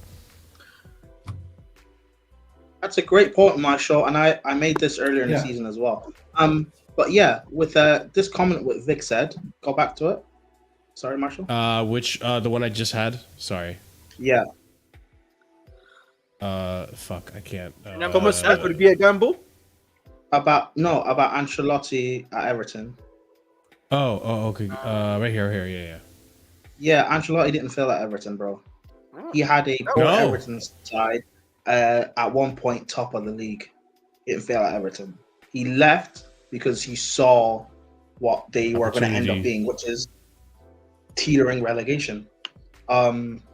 But yeah, what you're saying, that he left for Real Madrid like anyone else would. Let's be real. I mean, he left for Real Madrid. That's true. What you're saying about quality matters. I mean, I was Potter out. Coaching matters. We're in a day and age in the Premier League where coaching desperately matters. This Villa squad, more or less, 2 years ago, were in a relegation battle with Steven Gerrard. Emery comes in, and now they're apparently one of the best teams in the league. Why is that? No one wanted John McGinn 18 months ago. Don't lie to me. No one wanted Ollie Watkins. Don't lie to me. You know why? Because those two players were linked with Arsenal. Yeah. And I remember rivals and Arsenal fans in London. And I need no one rated like Vic, no one rated Tyrone Mings. No one rated Tyrone Mings because when he was in the England squad, people were laughing at Southgate for bringing him. No one rated these players. But now all of a sudden they're ballers. Oh, Jesus. Because of Emery. It's not serious. But I need people to realize something, like, because Vic, you're saying this, right? Where's the quality, Marshall? The result is unacceptable. Majority of the players are Dross. I've never heard the word Dross in my life, but Dross, whatever. Look at what happened to Rudiger when Thomas Tuchel came into this team, and Christensen for that matter. These players went to such a high level, and that's Thomas Tuchel, right? Let's look at Ancelotti as well with Dominic Calvert-Lewin. That season that Dominic Calvert-Lewin was playing under Carlos Ancelotti nearly had me fooled, thinking that Dominic Calvert-Lewin was going to be the next Harry Kane. I remember the things I used to say back in the day. That's how convincing it was to me. So a manager can take this team and these players and get them to a point where we're having different conversations about them. By the way, big button. I'm gonna add to this one. Yeah, I'm gonna add a big button. I'm gonna kind of back Vic on this. I would bring back Potter, by the way, David. Which is this. Fundamentally, though, yeah, the reason yeah, why Ancelotti is able to do that is that he's got amazing man management skills, right? And B, with him, you have to give him the best players, and he will help them because he understands how the best players are because of his man management skills. With him, it's not just about tactics. That's why when he was at Everton, the issue that he had at Everton, was that. And the reason why it was so up and down was that Everton weren't providing him necessarily with enough quality players, right? Like of high level, you could argue, and was it called? Yeah. At the same time, he didn't have his tactical sides were getting shown as well when he was at Everton too. That's why it was it called a bit topsy-turvy when he was there. Bro, impartial blue. Someone send me a contact to an embroiderer or something, because I'm gonna get this plaque behind me, like this quote right here: "Great coaches make bum players look good. Bum coaches make good players look like bums." Yes, I'm gonna get this placard back here. Quote me. For example, like we saw under Lampard how a lot of our fan base are trying to back Frank Lampard, saying, "Oh, it's the players, this, that, other. They need time. They're not good enough yet." And we swapped out Tuchel, and what did we get? We got into top 4 from 9th place where we are now, and we won the Champions League and got to an FA Cup final. Like, is this team worse than Man United's team? Is this team really worse than Man United's team? I don't think so. I don't think it's worse than Man United's team. Is this team worse than Sheffield United, who we drew to, or even a 10-man Burnley? Like, it's not like there's no excuse for Poch, man. Whatever team he has, it's no excuse to be losing to those teams or being below a team like Man United. And let's not act like Man United's not had injuries. Man United's had plenty of injuries, and they're still like I don't know, 4 points ahead of us still. Like, this team's a lot better than Man United's team. That Man United team's pretty much dying. It's deadwood, half of it. So there's no excuse. If Fabregas came out and said he wanted to be a manager, I'll take it. I mean, obviously, I would take it, but I think it would be too soon. Wait, what are you saying, Prime? You're on mute. Prime, you're muted. You take it? He's not talking to us. He's not talking to us. Oh, okay. Okay. It seemed like he was in sync. But listen, I understand. Sorry, CP. I understand that Thomas Frank isn't a great coach, but again, you bring him in. No one knew who the hell Ange Postecoglou was. And again, I can't believe I'm even having this discussion to begin with. I don't want Thomas Frank. I really don't. Ruben Amorim is my number one choice at this point. But regardless, let's have this discussion for the sake of having this discussion, right? Even if you bring in Thomas Frank, one, he's already better than Poch. We know this. We know this. What he's doing with Brentford is impressive in its own, because Brentford is not Chelsea. Brentford did not have the money that Chelsea have. Brentford were missing Ivan Toney for almost their entirety of their season, who was an absolutely key player. And yes, he's not been doing great since he's come back, but regardless, they're surviving relegation. They got promoted last season, and they're still in the league. That's impressive. That's something you can't just chuckle at. He comes into this, no one has expectations for him. No one's expecting, oh, Thomas Frank is going to take us to Champions League. Thomas Frank is going to win us the Premier League. And I think it's the expectations that sometimes kill this fan base. I think because people hear Poch and see what Poch did with Spurs, see that Poch won a title with PSG, which, by the way, it's a given. You need to win a title with PSG. The fact that you lost and didn't get a title the first season is a failure.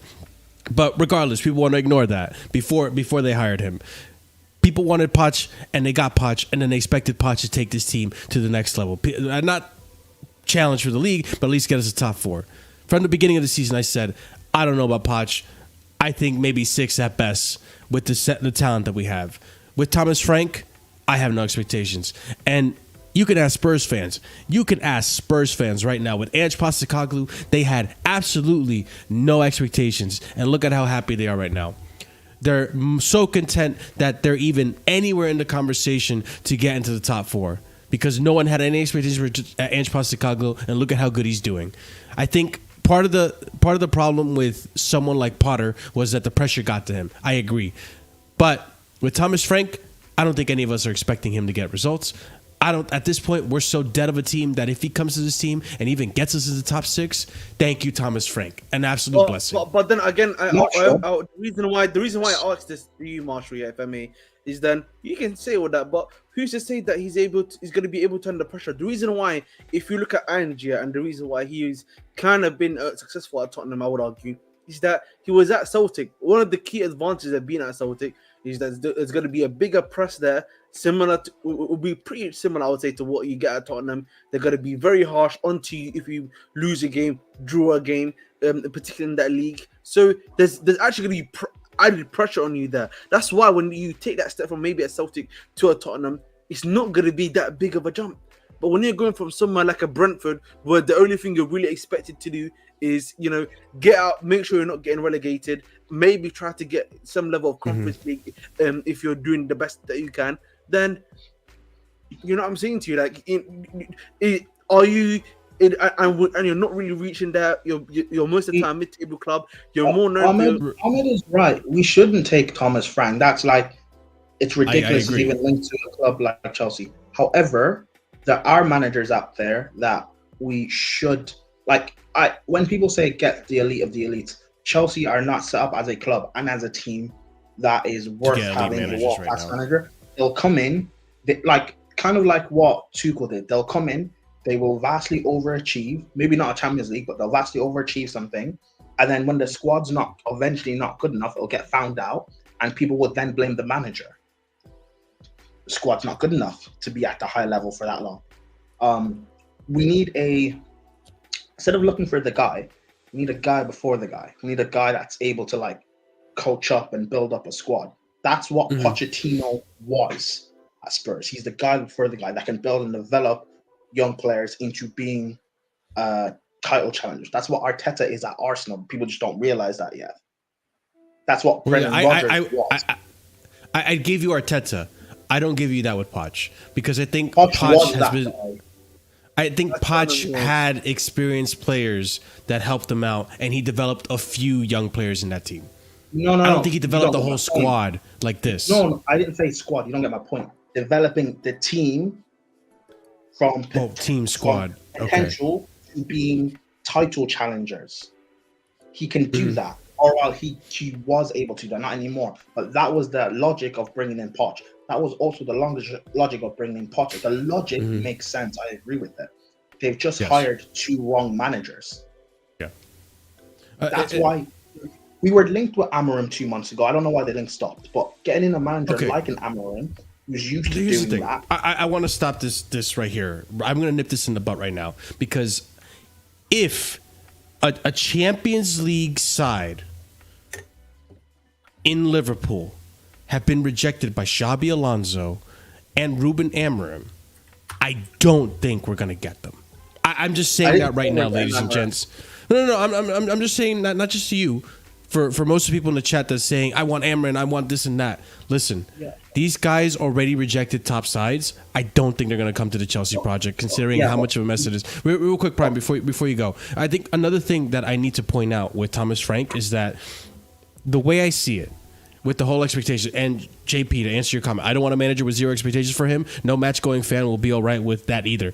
I don't care about the match-going fans anymore. I don't care about what anyone thinks. I don't care about what I want. I don't care about whatever. At the end of the day, I don't know who's the best fit for whatever. I want the management to either fail or succeed in this decision. And if they fail, then fuck them. Absolutely fuck these owners. But if they succeed, then they did the right due diligence. And here's the thing with Thomas Frank. As much as we don't rate him right now with the players that he has and the team that he has, you have to take into context the team is around him, the resources that he has around him. If you bring that manager into Chelsea, either he succeeds or he flops. It's just the risk you take. And we've seen with Poch, we all thought this with Poch, and we saw what happened with Poch. So, again, it's at this point, anything is better than Poch. A lot of things are better than Poch at this point. No, we shouldn't have that mindset of anything's better than, because that's how you end up with trash anyway. The same way Chelsea fans try to tell me, Prime, the reason I say Prime, let me ask you this. Prime, and answer me honestly, please. Let me ask you this. I want to answer your other points as well. Well, I will let you, but let me ask you this, because you just said something that I don't want a manager with no expectation, whatever. Sure. The reason I say that is because when the shortlist of Vincent Kompany, Ange Postecoglou, and Mauricio Pochettino came out, were you really touting for Ange Postecoglou? No, I wanted Nagelsmann. He was on that list. He wasn't on the last list. We knew not he the last rejected the list, club he was on prior, the first but the final No, he list, the final short list. So the Oh, reason I the say final that is because if we didn't know if because the expectations we had, because we know Poch can do what he does, and we don't know anything about Ange and all this and that, we got Poch. What happens if we get Ange? I did my research on Ange, particularly when Spurs got him. I did my research on Ange, and I said, like, when we played Spurs earlier in the season, and I was on Alan's channel. Yeah, I was on Alan's channel, and we were talking about Poch and Ange, and I said that Ange is a better, like Ange's career and stuff and what he's done, he's better than Poch, because like he's actually every level he's been up of, he's risen through, he's been winning trophies at. Poch has not been. Poch is a nearly man, and I'm not saying Ange is going to be world class or anything, but like at least he's been proving things, he's been winning. Anyway, to go back to the other points that you were making. Thomas Frank, no, he's not anywhere near the caliber of manager Chelsea should be getting.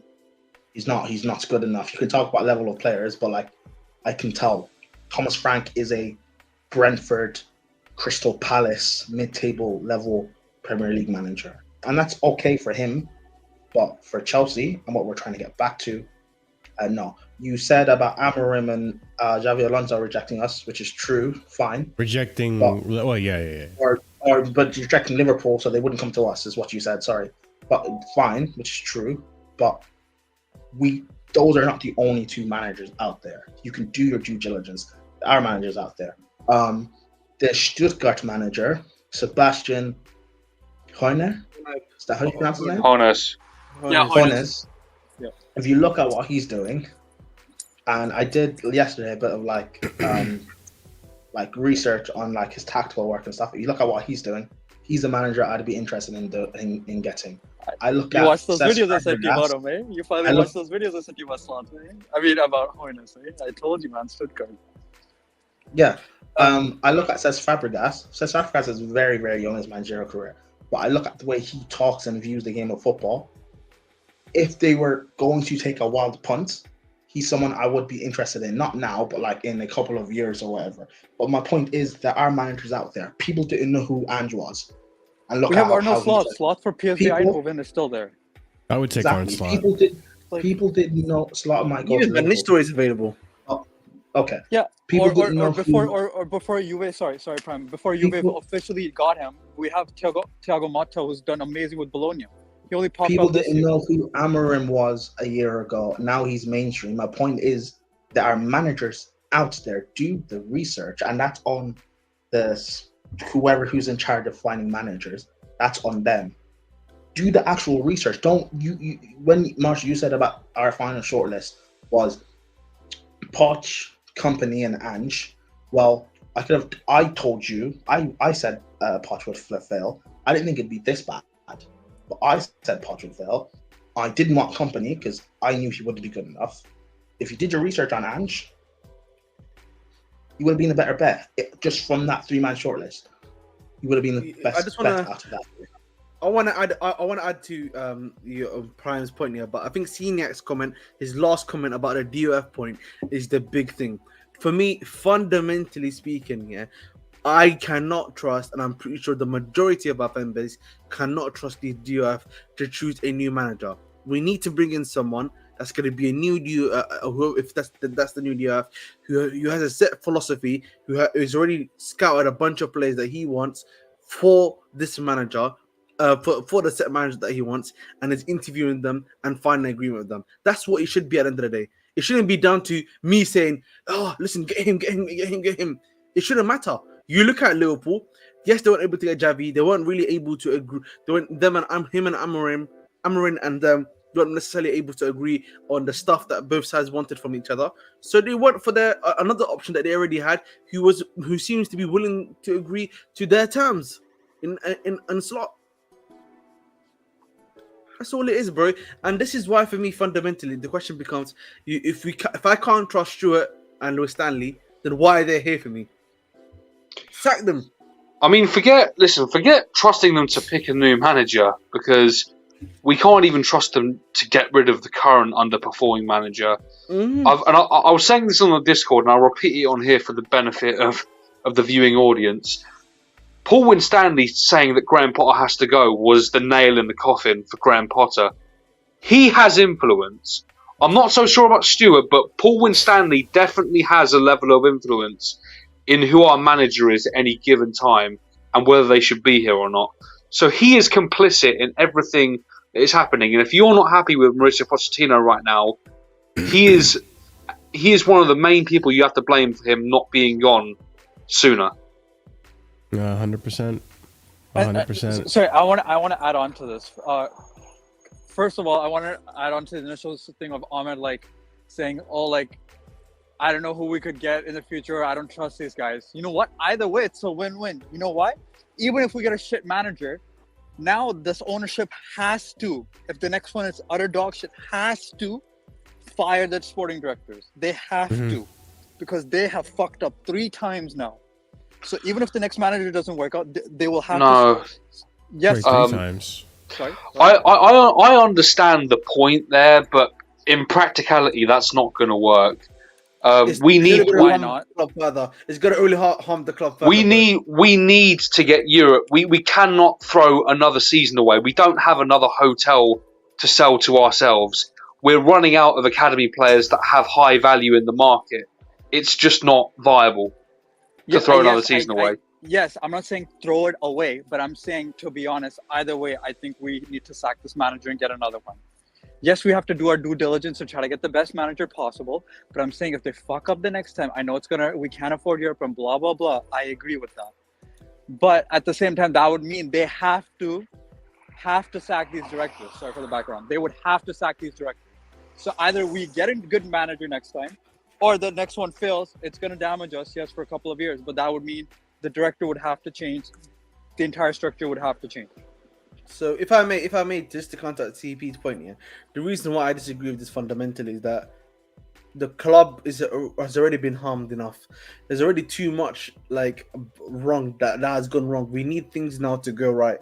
We need to be bringing in the right people now, because we've made as I think we've reached the limit to as many mistakes we can make right now.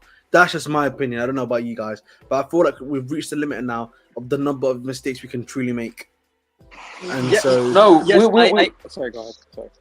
No, we definitely have, and you got to remember, we are to some extent we have to take a bit of a damage control mentality right now, because we are still awaiting the result of whatever's going on with Roman Abramovich and whether we get charged for that. So if there are future sanctions down the line, we can't be in a bad position if we get hit by sanctions, because or whatever penalties, consequences. We cannot be in a weakened state, or we will literally be suffering. You think suffering now is bad? Just you wait. That's the problem. Yes, I get that, but either way, we can't do this thing. I'm sorry, Ahmed. I'm so scared of firing Poch because who could we get later? Because then we agree that this manager's shit. So we are basically throwing another season away because we know this manager's shit. At least with the new one, we might not know if he's shit. We might not. He might be shit. He might not. But with this one, we know for sure he is shit. Right? It's the whole thing of, do you want to punt on someone you don't know anything about, or someone you already know everything about? I already know Poch is dog shit. I already know he's dog shit. Bro, the reason why we were talking about Poch, by the way, and whether or not he's going to stay for Valentino was because I was making the hypothetical the devil's advocate point that the club might try to make sure Poch stays. Now, if it's also true of the belief that there's even 2 board members that are still willing to back Poch for next season, then I'll be honest, the chances of him staying is very high, bro. I think he's staying. No, I get that, but that's my argument. So these owners will know, and like with all of us, we will have to suffer it, right? Because if Poch is staying, we know he's going to be shit, and then that would mean us I know it's gonna be shit for us, like Oliver and you have said, but that would also mean that these directors would be fired, that the manager would be fired, because everyone would be needing to be fired if we keep Poch for another season. They're choosing their bed, right? But again, bro, you say that, but we need him. But the problem is the damage is already, the amount of damage that is happening is starting to become irreversible. That is the worry that you have to have as a club. Yes, I get that, but we're not firing these we're not firing these directors. These same directors that you're saying are the 2 votes that are needed to keep Poch in. That means they're not though. They're not. We don't know who. It says board members, bro. It's a different board members. Does not mean that the what's it called? Doesn't mean that it's just sporting directors. Board members could be, like, but it's not guaranteed. It could be chief executive. It could be chief control officer. It could be Burley. It could be Iqbali. Those other positions are ones that are more likely not to be fired compared to the sporting directors. You're telling me the new chief officer that they just got and all these stuff that they just got, these people, they're going to fire them to right now compared to the 2 directors they got a year ago? The problem is, like, part of the vetting process for the manager. So they're not going to fire the 2 guys or 3 guys they just hired. I'm sorry, 1 second for the background. They're not going to fire those guys just recently. They just got 2-3 months ago compared to the guys they got a year ago. The problem is, Anna, not like the end destination to what you're saying there is get rid of the sporting directors, and that's great. That's what we all want. The problem is, I'm not saying you're not aware of this, but I'm just making the point. That's taking the long way here, and as Ahmed said, this damage is starting to get deep and severe.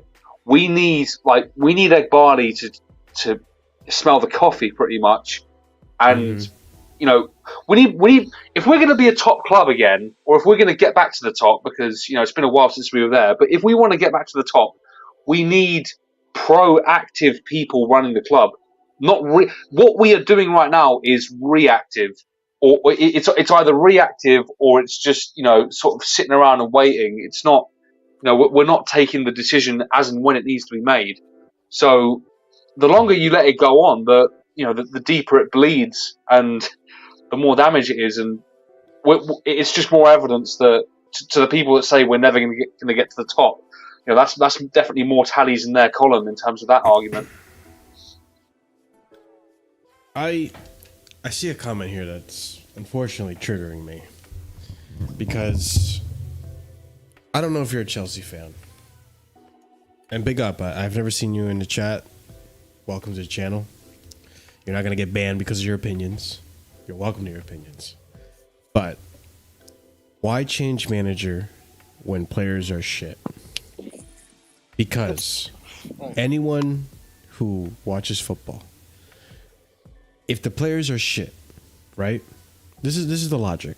If the players are shit, then they don't put up a 4-4 performance against Man City. They don't put a near victory against Man City in the second time. They don't nearly beat Arsenal. They don't put on performances that we've seen multiple times. The Aston Villa performance in the second half of the season. You don't put up the victories against Tottenham. You don't get these good performances out of them because you're shit. And if your players are shit, then you play like a shit team. No disrespect to Sheffield, Burnley, Everton. These teams are shit. They have shit players. That's why they sit at the bottom of the table. That's why most clubs beat them. Even United get results against them. If the players were shit, then you would see shit results. And you would see it would reflect on the table. And it would be consistent. Because these players aren't shit, we have moments where they're good. They're phenomenal. Sometimes into the discussion of world class. If the players are shit, we wouldn't have Cole Palmer potentially having a golden boot season, because he would be too dragged down by all the other players around him, which he already is, by the way. But luckily for him, he has someone like Malo Gusto pairing up with him and so on and so forth. Marshall, I just real quick, Brian, let me just land, because I could be wrong about a lot of the things I'm saying, which I'm more than happy for you guys to correct me. So the reason you change the manager is because I need a manager that can quickly figure out that Chilwell left wing doesn't work after 2-3 games, not after 6 games, not after a whole first half of the season where you're playing Chilwell left wing, and then you drop it, and then when he comes back, you decide, oh, let me try Chilwell left wing again. Maybe it works this time. I don't need a manager that does that. I don't need a manager that decides he doesn't want Ian Maatsen at left back because he's too short. And now, because of that, Ian Maatsen is going to Borussia Dortmund likely, and he's cooking at Borussia Dortmund. I don't need a manager that, because he thinks that about Ian Maatsen, is now putting Levi Colwill, who had a phenomenal season under Brighton, with a defensively liable team in De Zerbi's style of play, and now he looks like shit because he's being played at left back. I don't need a manager that plays Enzo at left wing. This is the same Colwell that also Liverpool were bidding for in the summer, and that we said PSG still want him because PSG recognizes that there's a good player there. So that's why I want another manager and not a new team. We just scrapped this team. This is a brand spanking new team. Go ahead, Brian. This is very simple.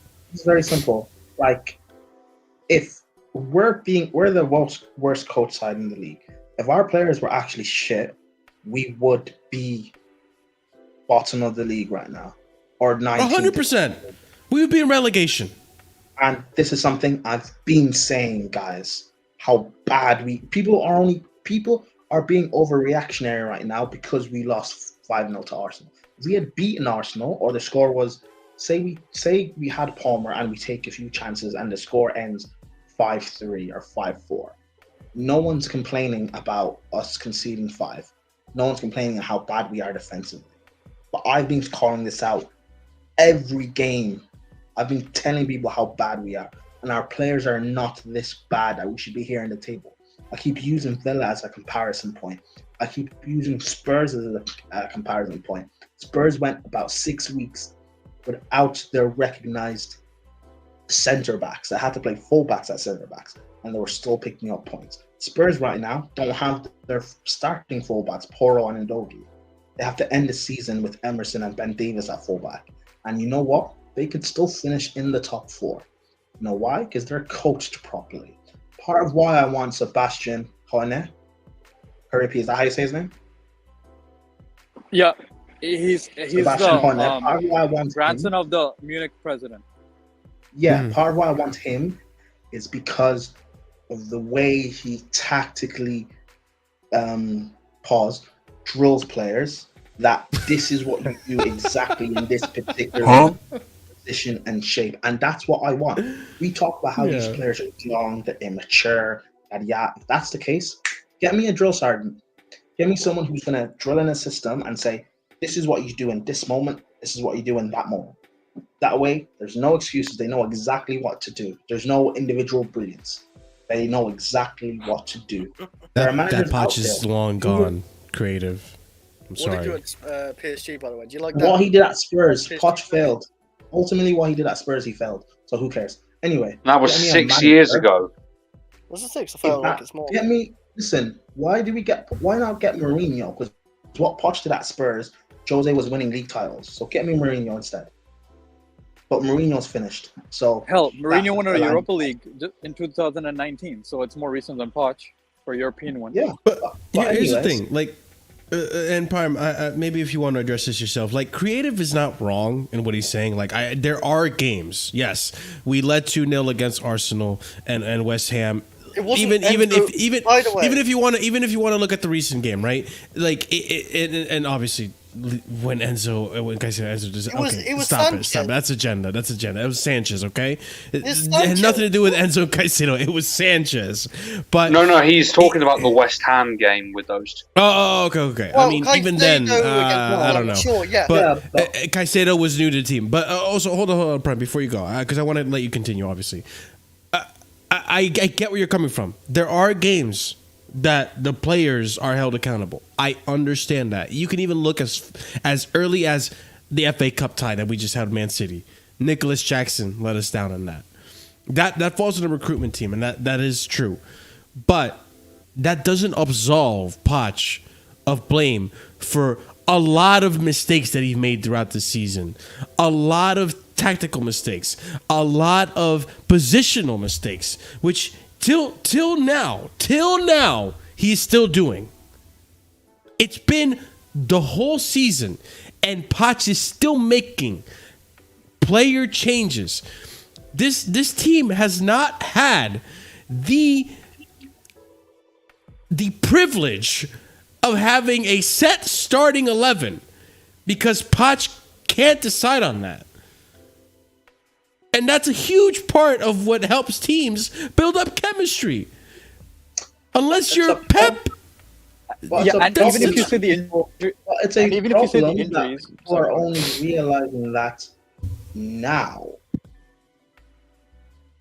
This was shown at PSG. This was shown at his last season, or his last 12 months at Spurs.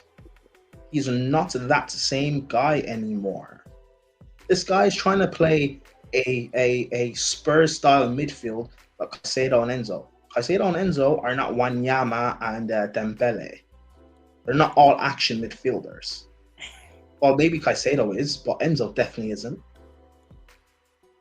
I was gonna say, how did he make Messi look? By the way, in that season, He was playing Messi at CDM.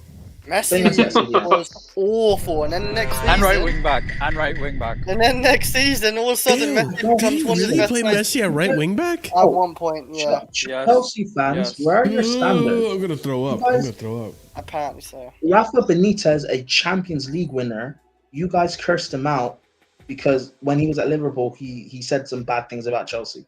You guys cursed out Maurizio Sarri, even though he had us unbeaten in Europe until November. The only club unbeaten in Europe with the longest run of that season. And you guys cursed him out. Pochettino's a Spurs manager, I'm sorry, but that alone should give him no sort of leeway.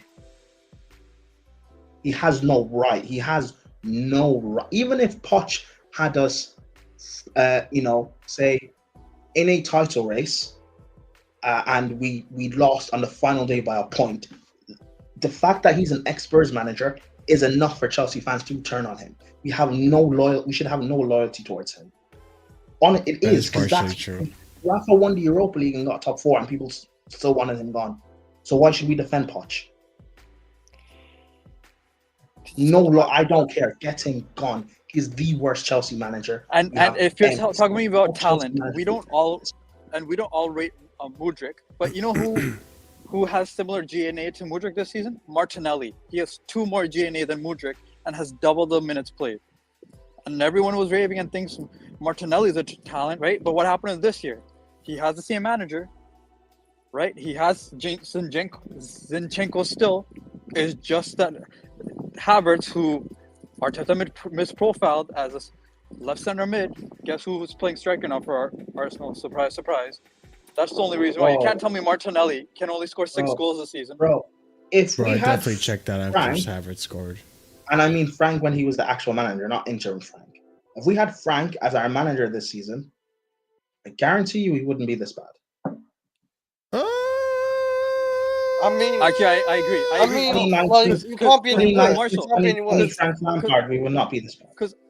Wait, hold on, Curry. Can you remind me a bit as you go and say what you want to say? Can you remind me where we were before Frank got sacked? Just remind me. 9th, but that wasn't a full season, by the way. And 2. No. He was heading in that direction, though. I mean, no. 2019, 2020. Yeah. With no transfer window. Oh, in the full season. No Eden Hazard. And we got to an FA Cup final. It's the same person, though. Sorry, ball muscle memory. That helped. That's you could what argue I'm that. thinking. You could argue, but not the whole season. By the way, I don't think the whole season. Literally, when Lampard, guys, Lampard decided. Another thing I want to remind you guys is that let's not pretend that when Lampard came into this team, yes, the football looked better, but we weren't winning games. We weren't even drawing games. We were losing games multiple times. We just lost our first Premier League game since Wolves. Marshall, I'd rather bring in a manager that and we won against Everton. But Marshall, you say, and Marshall, you say this, but also this is the same Pochettino who has conceded more goals than Frank Lampard ever has. I understand that.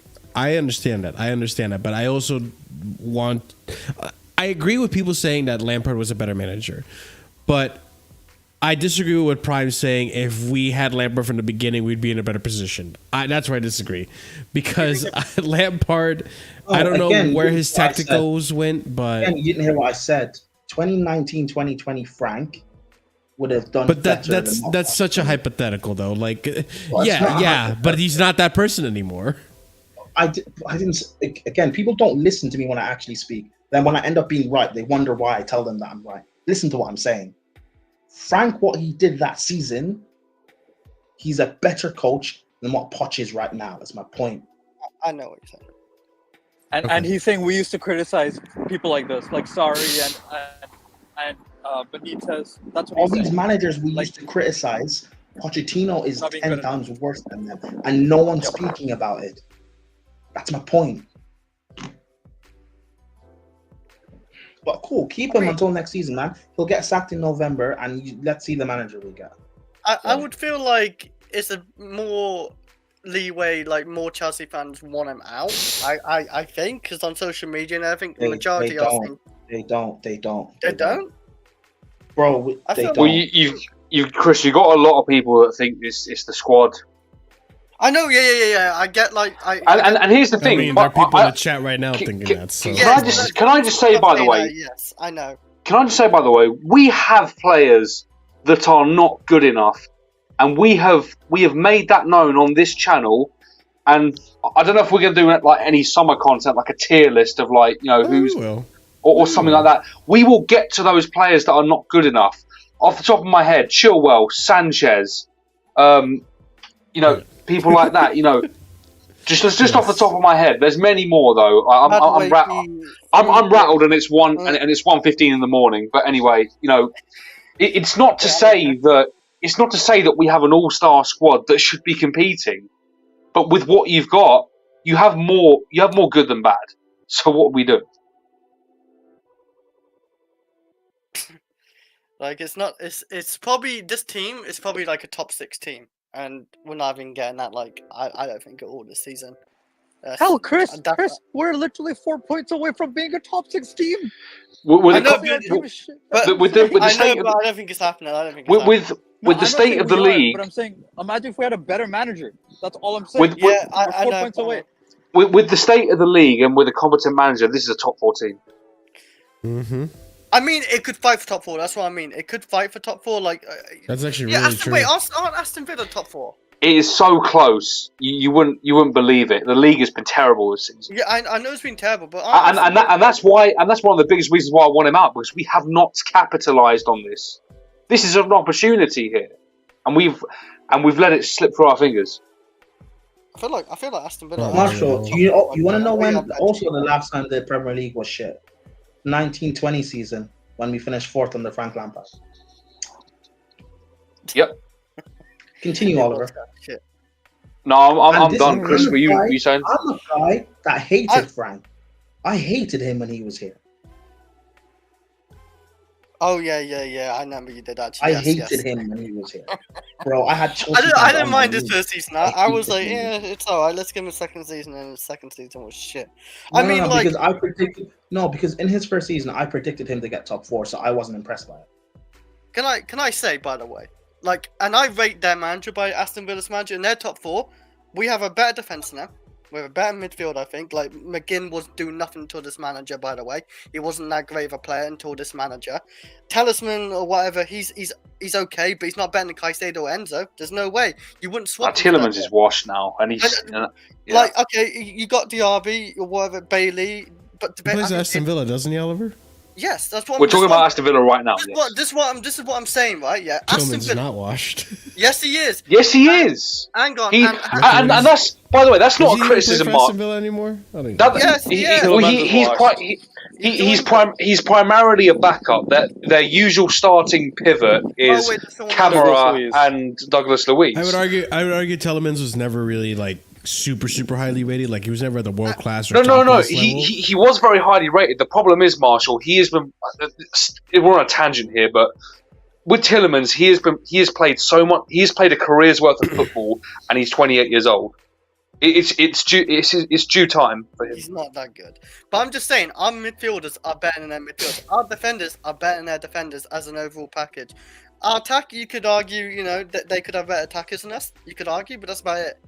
I think, you know, it's a fight for like that grabs. You know, they got Ollie Watkins, who's a better striker. Jackson, that's for sure. But we got Cole Palmer, who's better than any there, like you know, attacking wingers or tens or whatever. You know, he's better than all of them. So. Heck, You I could think argue Raheem like that. Sterling has similar stats to Diaby right now this season because Sterling has Probably. six goals. This is what I mean. That's what I'm They have a manager, a good manager. He's a good manager. He's actually decent. Who has a structure, who has a system, and knows what he's doing. Pochettino, he's gone crazy. You saw it today. We was 4-0 down. you guys take and we've Unai gone Emery? on Because shut I up. would. Yes, I would take. I would take Emery, Emery yes. in a heartbeat. Yeah, in a heartbeat. No, 100%. That's not even a 100%. question. But I'm just saying though, you saw this crazy manager, by the way, bring on Chalobah for a midfielder to go back 5, and 5 minutes later or 10 minutes later, we conceded another goal because of whatever reason we need to bring on. We were playing Disasi and Kukureya at wing back. And you know At the one funny point. thing is he did the same thing against when we were up in Sheffield. He brought on Kasede and Badiashile, and we conceded right after that too. There's been many times he's brought on these players for more height or defensive structure, and then it's cost us the game. Every time we move to a back 5, we concede a goal anyways. So what's the point? He's crazy. I think Pochettino he should be locked up in a mental hospital or something, like, you know, tied up like in a room. Like, he just should be left there. Like, he's just gone crazy. It's either he hates Chelsea and he just wants to ruin us. I doubt it though, but I think he's just lost the plot. I just think no serious football club should ever give him a job again, and if they do, then they deserve everything that comes to them. Well, boys. Sorry. Anything else you want to add on? About Pochettino, Chelsea? No, not really. Just in general. I mean, I didn't even want to go through the pain of going through the goals. I really didn't want to go through the pain of it. I can't you be want asked. you want to go through the pain of the goals? No, I said I don't. I couldn't. I didn't want to be asked. Yeah. I'll be real, Marshall. This is on Barring the violence. first goal, I don't remember anything else. So. No, honestly, after the first one, I am in the same exact boat, Brian. If anything, I need the goals to refresh my mind of how bad we were. It's okay. Can I just tell you what they are? Okay, so it's basically, I'm not describing them in detail. I'm just telling you what three of them were. They were basically transition. Curry Pirate is that guy in the torture room that, like, when the waterboarding is done, he's like, wait, but like you didn't do this, and like you should do this and that, and like. No, I'm not gonna describe in detail. I'm just saying there were 3 of the goals. Basically, the last 3 goals were transition goals. Marshall, I'll pay you £10. And the funny thing is, we had 58% possession, guys. Just like how Pep was bragging about possession stats against fucking Real Madrid. Yeah, because guess what? That was Arsenal's game plan. If you actually analyse it, that was Arsenal's game plan. What they did, they would do an initial. When we won the ball back, they would do an initial press on us, but then they'd fall back and then let our wingers do some stupidness in possession, and then they counter us. Yeah.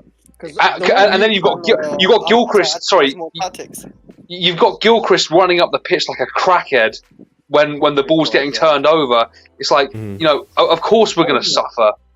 Oliver, do you know? No one's noticed this. Well, do you guys notice the way Gilchrist runs?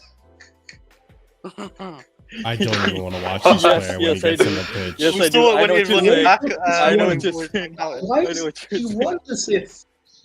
How do I word this? He runs as if he's never used limbs before.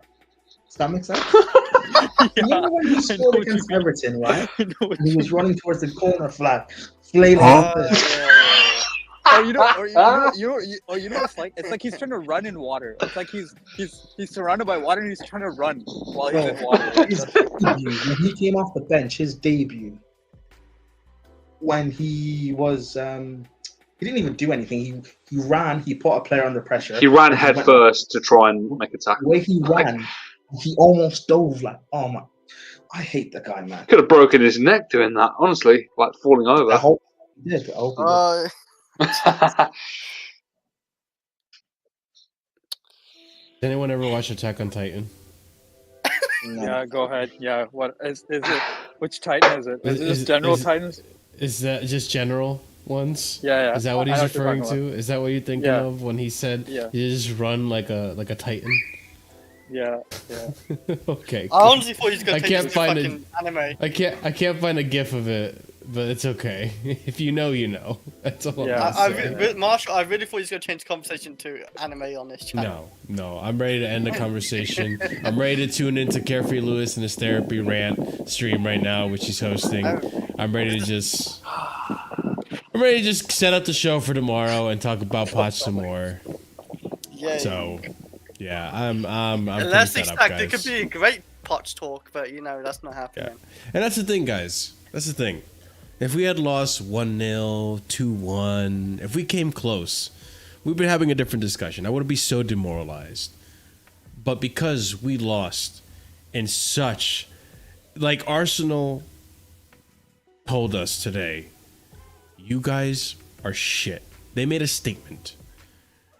And this statement just shows where we are compared to Arsenal. We are nowhere near the conversation. We are nowhere near where we need to be. 5-0.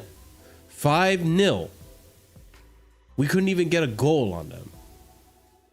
It's just embarrassing. So I'm done. I'm done. The season's done. I'm going to do my streams and stuff. I'm going to watch. Honestly, I hate that I'm even losing hours at work to do this. Chelsea, I'm sacrificing hours that I should be putting into my job to watch this bullshit. Fuck you. Honestly, fuck you, Poch. Fuck you, recruiting team. Fuck you, ownership. Fuck everything about Chelsea this season. Because the fact that I'm sacrificing work hours for this shit, where I could be making more money, fuck you. Change it next season. Thank you, Mauricio Pochettino. I genuinely mean this. Thank you. Because, fingers crossed, you are showing to the board how inept you are. And hopefully they sack you. Yep. I hope they sack him. Also, I hope what Poch is doing also exposes the board and wakes them up, and hopefully they start sacking 100%. people who are in charge of hiring these managers. And you know what, Prime? That brings me to another point that I want to say right now. And I'm saying this right now as a statement so that anyone who is watching doesn't tell me I'm a fucking bully shill or whatever the fuck, okay? Next season is the final chance I'm giving this board before you start hearing me bitch and moan about the board relentlessly. That's it. Next season, I'm giving you a chance to rectify this ideology that you have, this team that you've built, this structure you've built. Fix up. Because the first season, you went for experience, it didn't work out. The second season, you went for youth, it didn't work out. Find the fucking balance. Find the right manager. Get it right. Have us competing for a European spot. I'm not even asking for much. Have us competing for a European spot. And I'll be okay. We can have a different conversation. But if we have a disastrous season like we had again this season, where we're talking 10th place, 9th place, I'm done. I am absolutely done. I am not defending this board for absolutely anything. I tried to be reasonable. I tried to give the benefit of the doubt. But this is the game that absolutely, I'm done. I'm done. We can't have this anymore. It's not the result. It's not the fact that we lost. It's the result and how we played. So I'm fed up. That being said, ladies and gents, big up to everyone that watched the show today. Big up to every single one of you. I appreciate you guys being here. Thank you for smashing up the like buttons because it helped us out tremendously. You guys have no idea how much it helps out. And it did cheer me. Honestly, I'm thankful for you guys in the panel because honestly, I really, really did not want to do this stream today. I was not in the mood.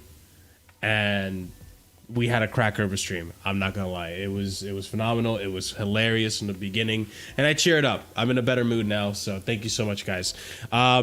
But that being said, ladies and gents, smash up the like buttons if you haven't done so already. Subscribe, because we are on our way to 3K. I think we only just got to 2,600, so 400 subscribers away. We're still a ways away, but let's pardon me. Let's start chipping away at that and getting closer to 3K, because I think you guys understand in the chat we could be doing so much better, and we could be so much bigger in the community. Check out the links in the description below, because we do have a Discord, and it's a fun Discord, and you can hear some really out of pocket shit in the Discord. What happens in Discord stays in Discord, and it's a good time. It's essentially your if you want to do a watch along, that's essentially how we do watch alongs. Okay, so go check out the Discord. We have a great community there.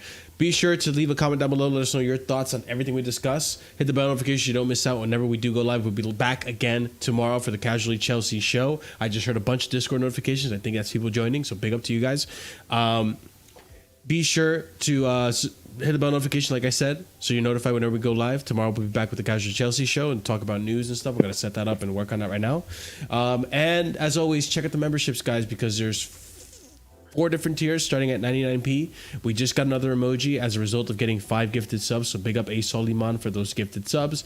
If you guys want to help out, get more emojis, get more perks, and get more ways to support the channel, memberships is a big way to do that. So check that out. It helps out the channel tremendously. Starting at 99p is the first tier.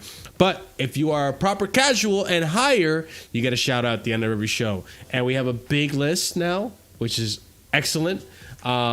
So big up to all you guys that just joined today. Big up to everyone who actually just became a proper casual big today. up to Vic, who sat through the whole way through. Yes, Vic, you're a trooper, dude. You're an absolute trooper. Actually, you know what? Vic gets a special shout out for that one. Good observation, Chris. Vic, big up to you, because this guy literally sits through the whole 2 hours, 3 hours at a time. It's insane. So big up to you, Vic, and congrats on being a mod now. I should have done it a long time ago, so apologies for that. Before? No, he wasn't a mod before. I just made him a mod today, so big up to you, my friend.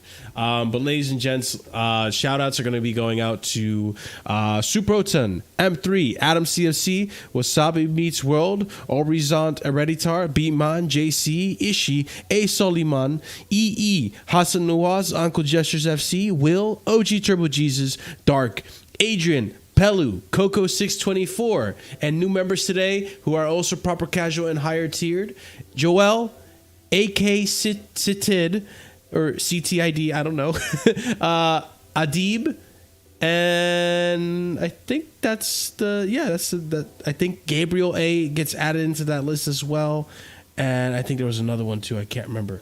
Let me look at this real quick. That list is getting long, you know. It is getting long.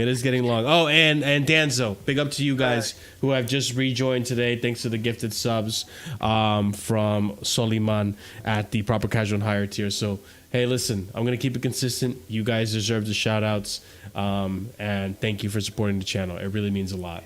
We're going to go ahead and raid out to Carefree Lewis. So let me give you guys the raid message. Copy and paste. Let him know where you're coming from. I'm going to do it quick before he raids me, because he always helps us out. Let's help him out today. And there's plenty of good content over there. So big up to Lewis. Go ahead and show him the love. Let him know where you're coming from. And as always, guys, thank you for being here. We'll see you tomorrow. And as always, again, twice, have a great night.